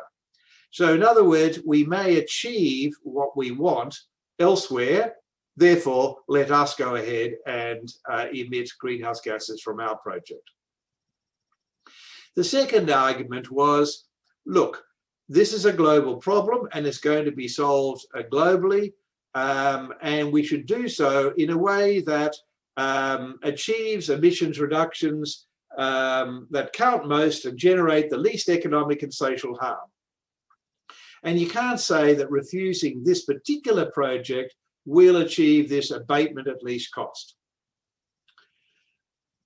The third argument was the market substitution and carbon leakage arguments. So if you don't approve this mine, somebody else will mine anyway, and therefore the same amount of greenhouse gas emissions or even more will be emitted. And the fourth was, this was not a thermal coal project, it was a coking coal project or metallurgical coal project, and we need steel, and the high quality coking coal required in steel production is not easily substituted. Now, I rejected each of those arguments. Now, the first one, that is that we don't need to do anything because someone else is going to solve the problem for us. I said that argument is speculative and hypothetical. It relies on uncertain and unspecified offsets. And I said, look, it's just not rational. A consent authority cannot rationally approve a development that's likely to have identifiable environmental impacts on the theoretical possibility that the environmental impact will be mitigated or offset by some unspecified and uncertain action at some unspecified and uncertain time in the future. It's just not a logical way to proceed. Now, the second argument, that is that the global abatement task has to be done at least cost. I said, well, look, that's just not the role of the court. The court can't create policy about how Australia, for example, should best solve climate change. So I can't make decisions about where emissions should best be reduced to achieve the global abatement task. And so that's not something I can do, and therefore it's not a rational basis for approving this mine on the basis that there needs to be sort of global abatement elsewhere. Now, the third argument, this is the market substitution and carbon leakage. So I said I rejected that for 3 reasons. The first was an evidentiary one. I said, look, miner, if you want to argue that there is going to be market substitution, or even worse, carbon leakage, the onus is upon you to prove it. You don't flip the onus and put it on those who would oppose the coal mine project. So if they want to say that the environmental impact, that is the greenhouse gas emissions and climate change, is going to occur because another mine will be approved, if this one is not approved, well, then you prove it. And the second aspect was, it's not necessarily self-evident. market substitution depends on market forces, and markets respond to different things. They respond to price signals, they respond to quality signals. So the reason why Australia is the leading exporter of coal is a lot to do with the quality of the coal it is marketing and the price at which it markets it. And so to go to another country which has got inferior coal and at a higher price, it doesn't logically follow that you're going to have market substitution. And the court should not be making assumptions that there will be market substitution. There needs to be evidence to establish that that market substitution will occur. And similarly, I dealt with the carbon leakage. Now that's in my second point there, point B. So one of the things I've said about the norm under the Paris Agreement is that everyone takes action. Now, true it is that the common but differentiated responsibility principle applies, so that the developed countries should take the lead and do more heavy lifting than the developing countries. But nevertheless, developing countries still have a responsibility under the Paris Agreement to do something, whatever they pick in their NDC, to solve the climate change problem. So it doesn't logically follow that if Australia as a developed country says we are not approving a coal mine because of the impact of that coal mine on climate change, that developing countries would blindly approve a new coal mine. Why might they not also follow Australia's lead and say, yes, we will do the same? Because they too have an obligation to reduce emissions. And so that was an application of this norm that everyone must take action. And then, of course, there's also a logical flaw in the market substitution assumption. And if you bear with me on this quote. So I said, if a development will cause, excuse me, if a development will cause an environmental impact that is found to be unacceptable, then that environmental impact doesn't suddenly become acceptable because a hypothetical and uncertain alternative development might also cause the same unacceptable environmental impact. So the market substitution argument is simply illogical. You're not solving the environmental impact at all by allowing somebody else to cause the same environmental impact. And the fourth point was the one about coking coal, and I said that there was adequate supply already to meet demand for coking coal through the life span of this particular project, and therefore we weren't about to see any impact on steel production. Okay, so that's dealing with the miners' arguments, and I rejected that. But I still have to come back to the problem raised by the NGO. Remember, I said that we can only now burn 10% of the fossil fuel reserves. And the question is, which mines should account for mining and burning that 10% of fossil fuel reserves? Now, the assumption that the NGO made was that all existing mines would continue to mine all of their reserves, and that any approved mines which have not yet started will start and mine all of their reserves. Both of those assumptions are not sound. So there are many coal mines that are simply, because of market forces, not going to mine all of their coal. And there could be geological or geotechnical reasons why they can't do it, because if it's a open cut mine, as the seam gets deeper, they have much more costs in extracting the overburden, and eventually it becomes too expensive to extract the coal. Also, coal prices have tanked, and so the price of coal is very low. And so that means it may become uneconomic. And so many coal mines are actually mothballed at the moment and not going ahead.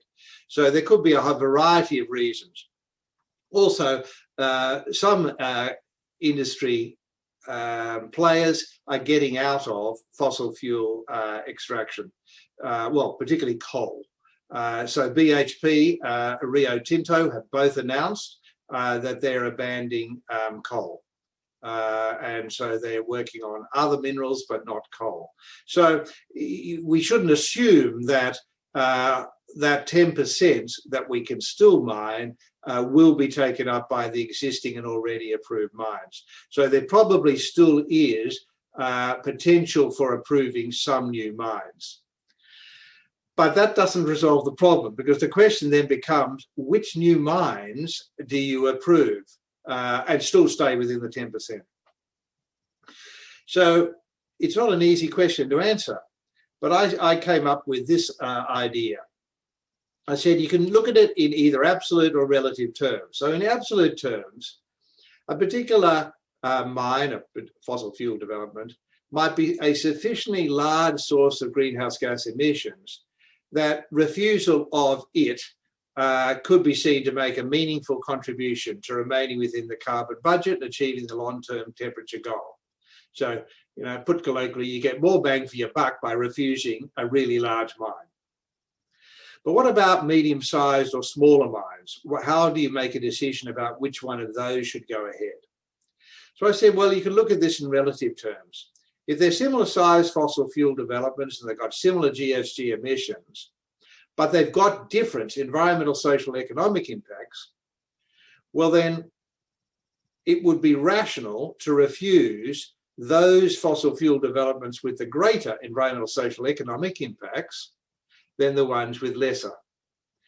And that, well, they should be taken out of the pool of candidates for the 10%, you know, fossil fuel reserves that can be mined.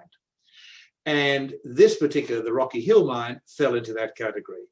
It had very significant environmental, social, and economic impacts, quite apart from its climate change impacts.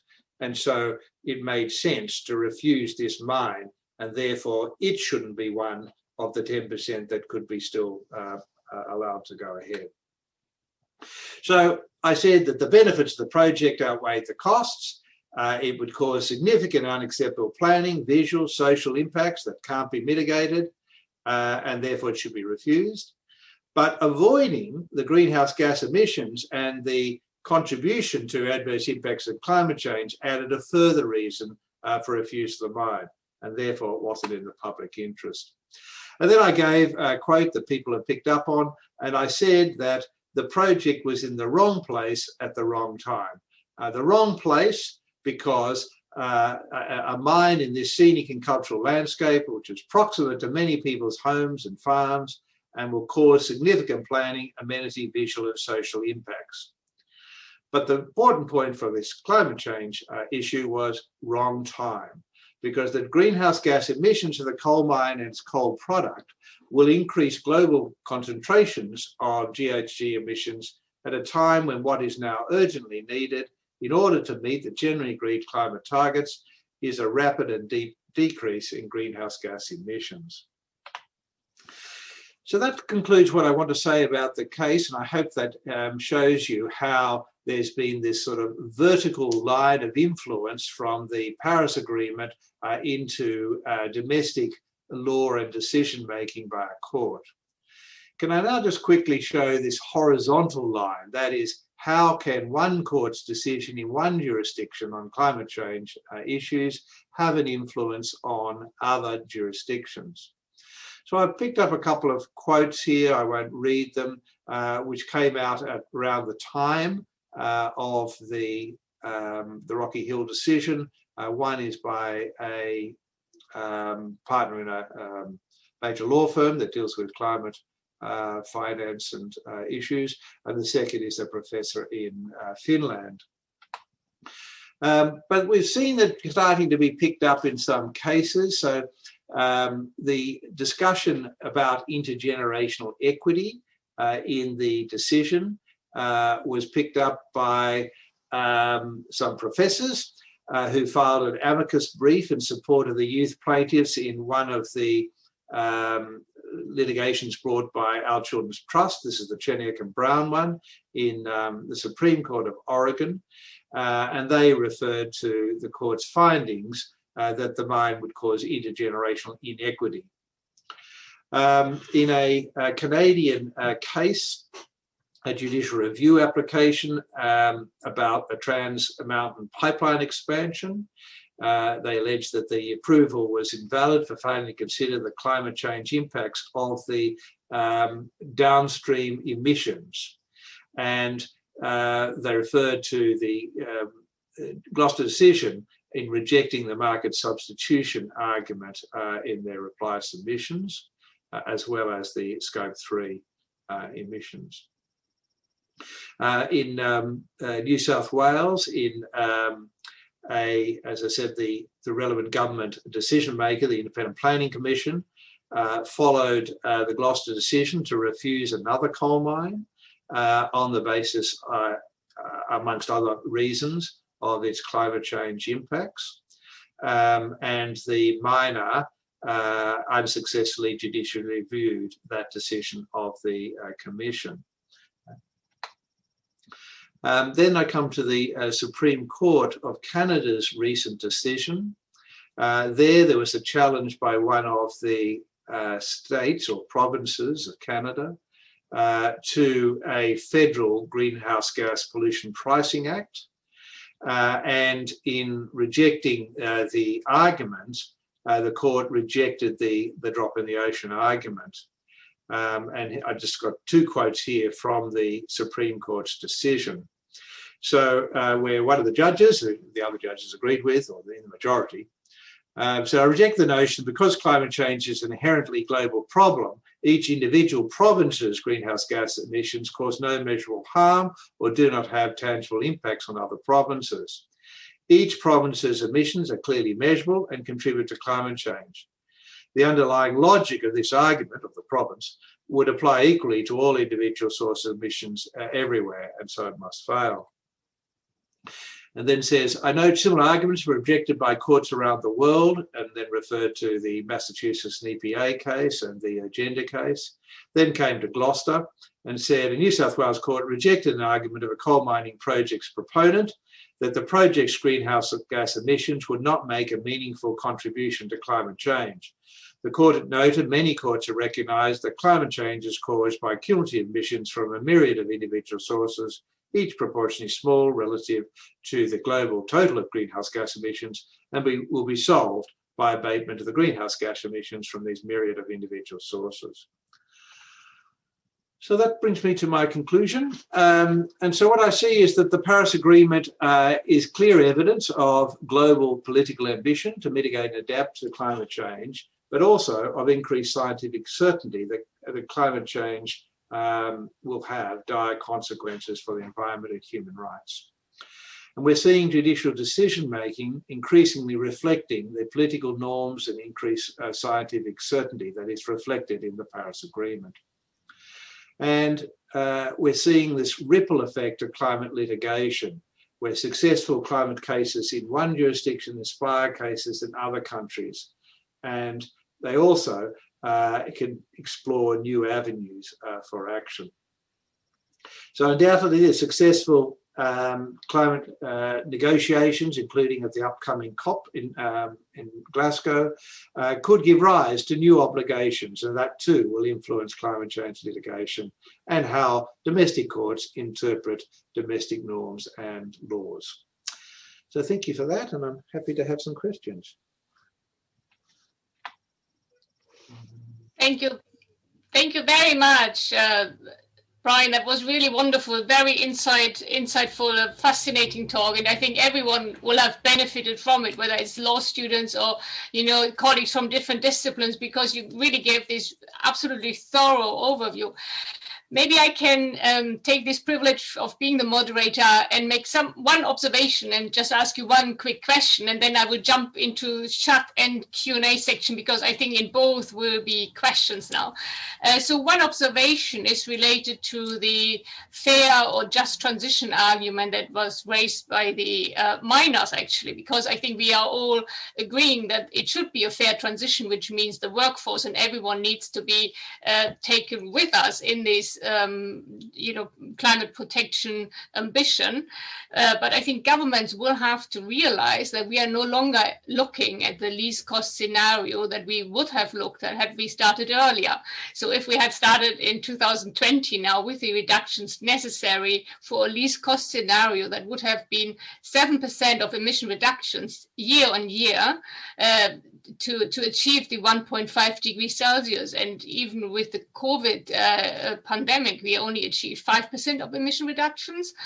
So I think that is one aspect that, there will be costs involved in making this a fair transition for the workforce as well.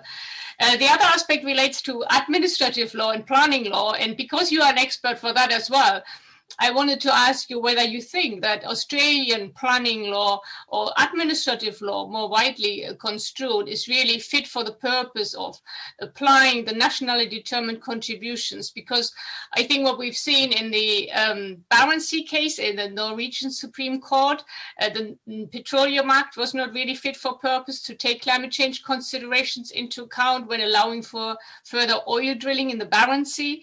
And also the case you mentioned in Plan B, where the Supreme Court held that ratification of the Paris Agreement does not amount to government policy on climate change and was not to be taken into account for the national policy statement for the airport, I think has demonstrated that really what is lacking is a coherent approach in administrative law to give full effect to a country's nationally determined contribution. And if that were to change, we would be able to link the international legal level with the national legal level more effectively. So my question is, do you think that is a correct approach? And do you also think that Australia has maybe the better equipped administrative laws?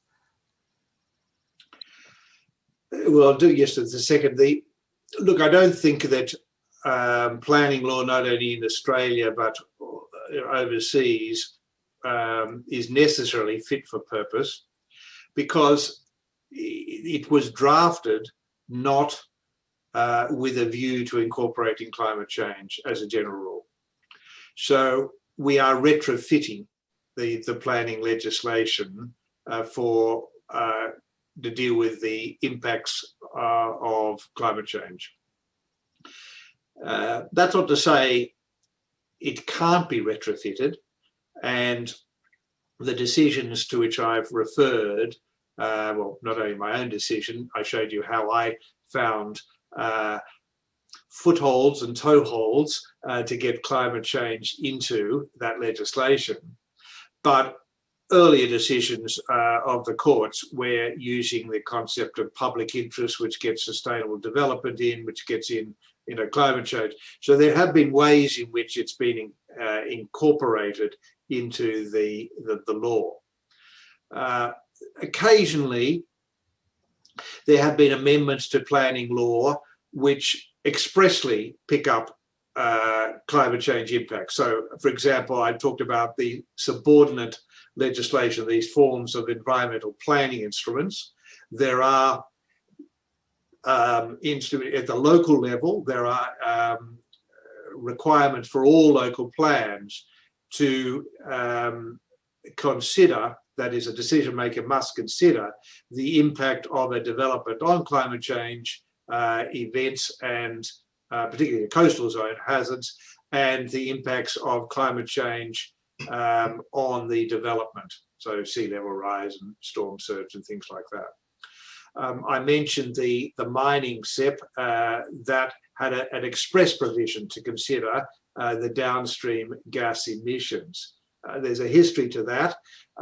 That was put in, ironically, in response to a very early case, Gray's case in 2006, where the court held that there was a requirement to consider the Scope 3 emissions and the greenhouse gas emissions. The government appealed that decision, but nevertheless did change the law to require a consideration of that. And after my decision, there was push by the mining industry to change the law again so as to remove the requirement to consider greenhouse gas emissions. So the retrofitting of the planning legislation to make it fit for purpose is having some impact, but it's not as good as it could be. So I think it would be beneficial for people to start afresh and have a look at the legislation and really draft some very particular conditions or provisions which would require decision makers not only to take into account various things, but I think actually achieve an outcome.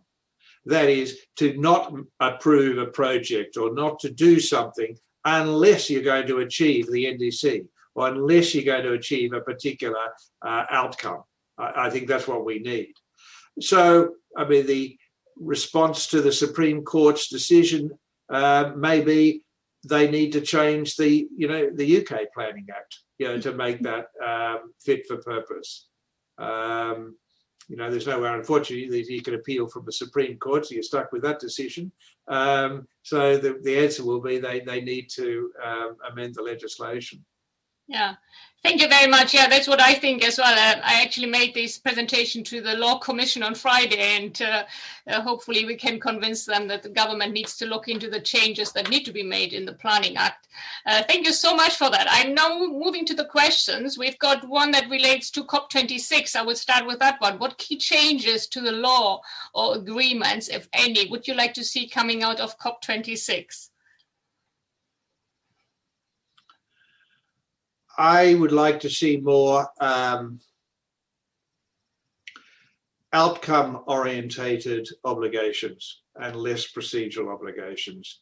I think that that's not inconsistent with the bottom-up approach that is embodied in the Paris Agreement, which was the key to its acceptance by the vast majority of countries.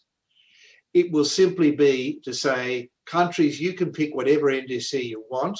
We will encourage you to have the highest level of ambition to try and achieve the temperature target by the time target. But once you fix what you're going to do, then you must implement that domestically and incorporate into your domestic legislation and implemented by action domestically. Don't just say that this is our target, but don't do anything about it. So I think that would be a real breakthrough. Yeah, thank you very much. Absolutely, I would fully agree. And certainly the market mechanisms, I think that's also very important because so many states make their ambition dependent on the availability of market mechanisms under the Paris Agreement, which are not yet fully fleshed out. So absolutely. The next questions, I will try to summarize these. They are related to the role of the courts. So we've got here one, the example cases used in the presentation suggest that there is an increasing important role for civil society in taking governments and companies to court to hold them to account on climate change grounds. Is this correct? And if so, are there enough enabling structures in place to support community or civil society groups to start proceedings? And I will combine that with another question that relates to the role of the courts. So do the courts have the democratic mandate to make these decisions based on intergenerational equity? As to the first, look, it is a time-honored tradition for private attorney generals. So where people, when government doesn't take action, and one reason might be because it's government's inaction and therefore they don't want government taking action against themselves, you need to have citizens to take the action. So that's the private attorneys general. And that's been so. I mean, there's a long tradition in criminal law where you could have private prosecutions. There's been a tradition in public interest litigation in Australia, from especially New South Wales, from the late 70s. Legislation was amended to allow any person to bring proceedings to remedy or restrain a breach of the law. That is, it abolished all rules of standing. So that encouraged citizen action. And that's the types of actions that can occur in New South Wales. That also that was based upon a legislation in Michigan under the Michigan Environment Protection Act that Professor Joe Sachs championed many years ago. So this, I think, is very important, that there be citizen action where the government is not taking the action, or either because it's the wrongdoer, the government's the wrongdoer, or because there's some sort of form of regulatory capture whereby the government is not taking the action against the particular industries that are responsible. So I think that's important. What barriers? Well, of course, they're the normal barriers to citizen action, from financial resources, human resources, access to expertise, all of the problems of bringing actions in courts, and costs. That the threat of adverse cost orders against them if they fail can be a chilling effect on citizen actions. So that's that one. Coming to the legitimacy one, it's always an interesting one. So I could, as you might expect, of course, when I gave my decision, it wasn't a popular decision by the mining industry or by certain streams of government. And they always then trot out that you're an activist judge and that you've entered the political domain and you're not elected, and how dare you express an opinion and do all of that. It's all rubbish. The point is that the court is making a decision, applying the law in accordance with the judicial method. And if the court strays, if, in my case, if I made a decision that I wrongly applied the law, or, denied procedural fairness, or did something that a court shouldn't do, there was a right of appeal. And that's the appellate court can correct it. So what they're really saying is they don't like the particular outcome, but courts regularly make decisions that people don't like. Name a human rights decision that the abuser of human rights likes.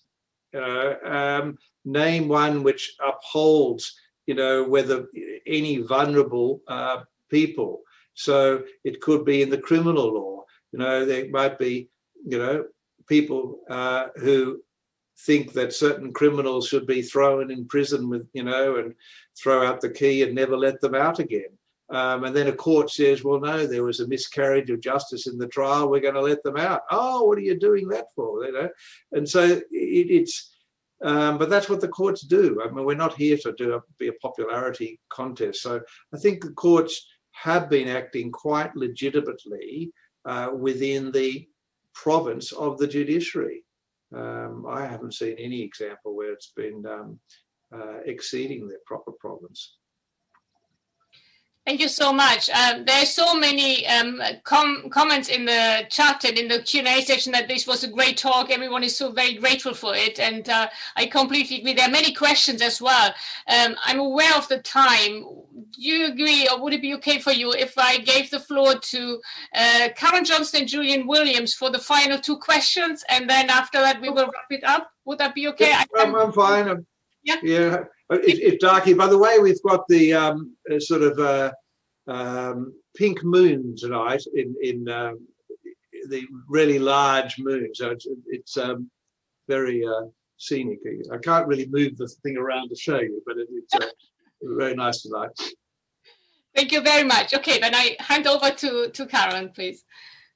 Thanks so much, Petra, and thanks, Brian. I think that was just such an exciting talk, and as many people have put in the chat, exciting to see the court standing up for the environment. I just wanted to have quite a specific question. I know nothing really about the law. Very excited to hear your talk and just starting to work with Petra. But I'm interested in policy, and I'm an environmental engineer looking to protect soils. And I'm aware that the Paris Climate Change Agreement has got a very specific, time-specific part to it, the 4 per mil, where we're meant to increase the amount of organic carbon in soil each year. And my question is there any mileage in citizen action, institutional action in the courts in order to help champion soil, given that soil is the second biggest store of carbon in the world after the oceans, and it's responsible, because we're not looking after it, for carbon emissions that contribute to climate change, 10% of all those emissions? Yeah. Well, there could be. I mean, this is the thing that people need to be inspired by new actions, think of new ways of doing it. And it may be that that's the next phase. People will start to say, all right, let's move beyond are we achieving a particular reduction by a particular time, and start to look at concrete actions, and to what extent is the government putting in place policies or implementing policies or taking action to do those concrete things. It could be soil carbon. It could be, I mean, in Australia that's big. I mean, one of the ways in which they're trying to say Australia could achieve its reductions is by increasing, capture within soils, increasing capture, blue carbon, so through mangroves and through the ocean. So, I can't see any reason why. I mean, again, you just got to get your legal thinking cap on and see what's the pigeonhole into which you can put the action. But, in concept, I can see that it would just be now starting to drill down to specific steps that might need to be taken to actually achieve the emissions reduction. So, as I said, with the first phase has been looking at what will be the emissions reduction. Should we, like in agenda, should it be 18%? Should it be 25%? Should it be 50%? Right? And by what date should you do it by? They're the macro policy levers. Then you're coming to say, okay, once we've set those, how are you actually going to achieve those reductions? What are the actions you're going to do? So you're going to go close these coal-fired power stations. Are you going to sequester more carbon in the soil? Are you going to reduce deforestation? What is it? Get those down. Then see the actions. Well, you say you're going to do that. Are you doing it? If not, why not? And if that's got a legal ground to it, you do it that way.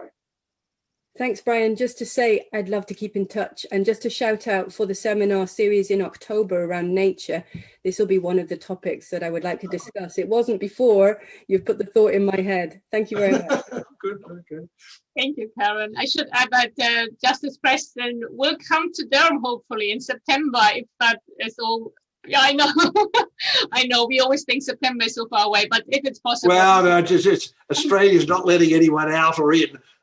So that's the problem. Scotland is the same, so but then it will be an online event, so we will have more opportunities for interaction. Thank you. So, Julian, please.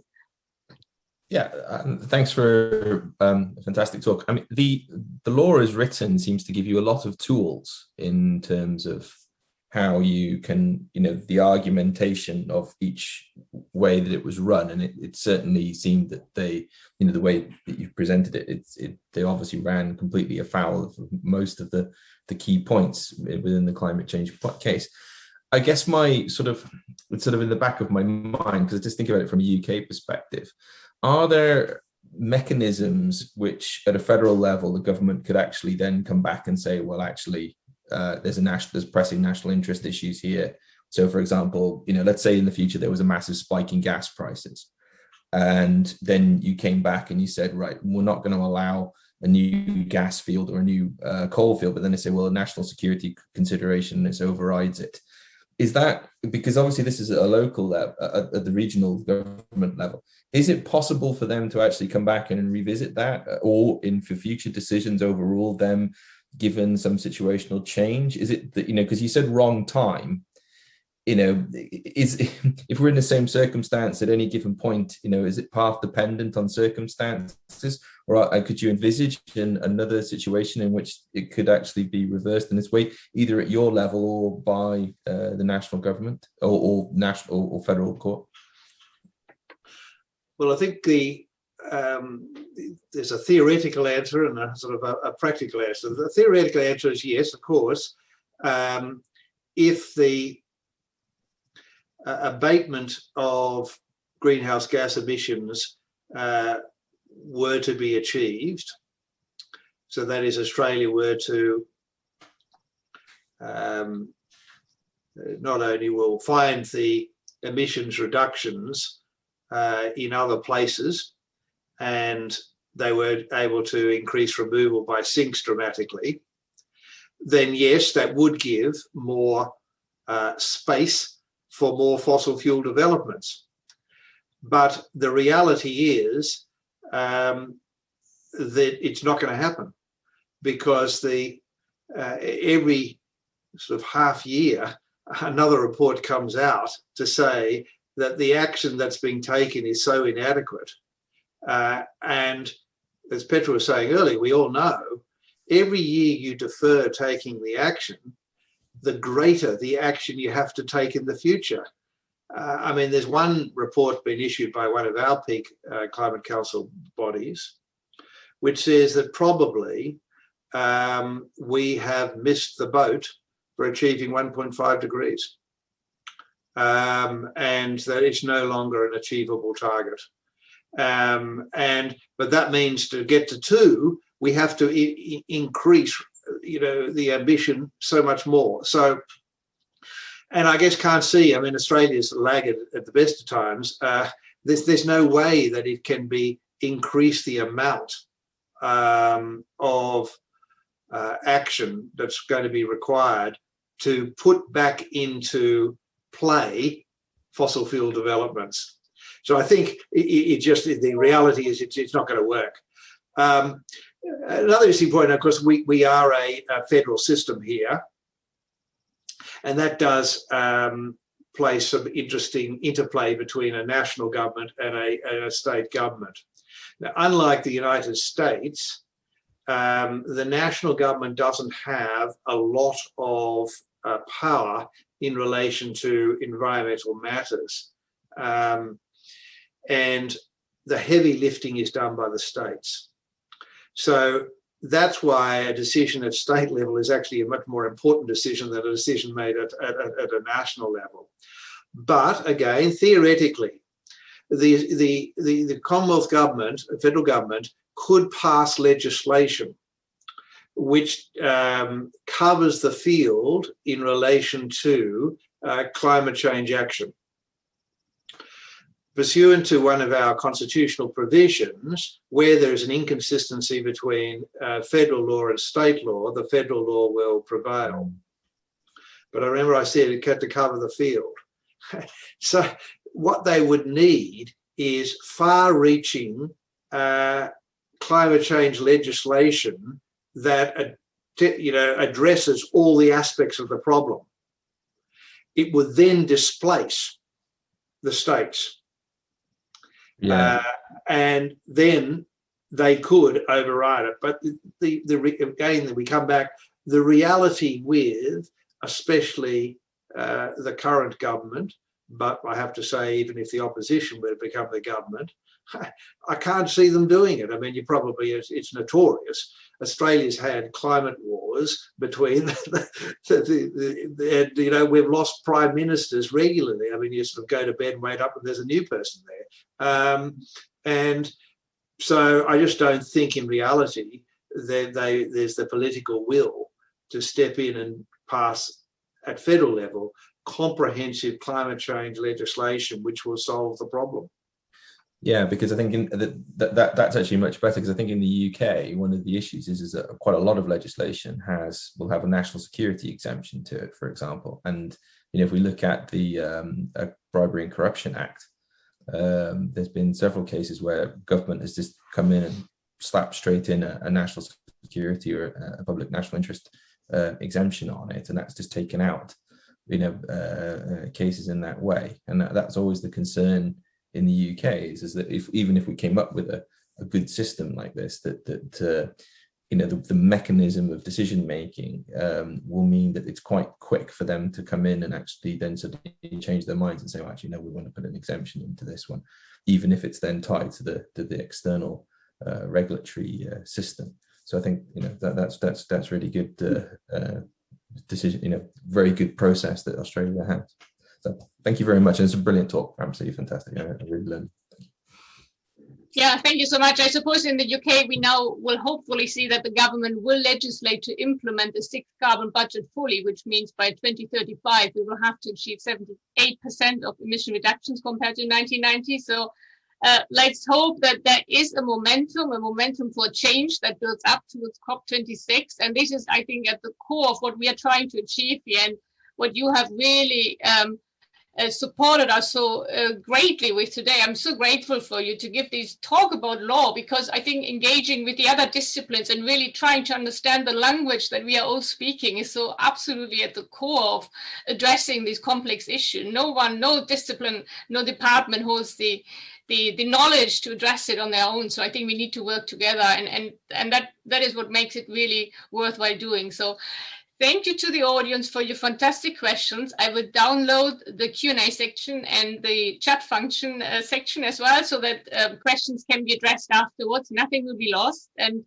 there will be a recording as well. And thank you for all your very positive comments about this event and the talk. And thank you again, Justice Preston, for this absolutely insightful, fascinating talk and lecture that you've given, and all the many questions you have answered way over the time. So thank you.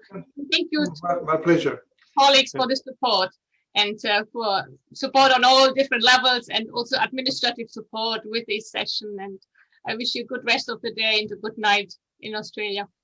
Good, thank you. Thank you.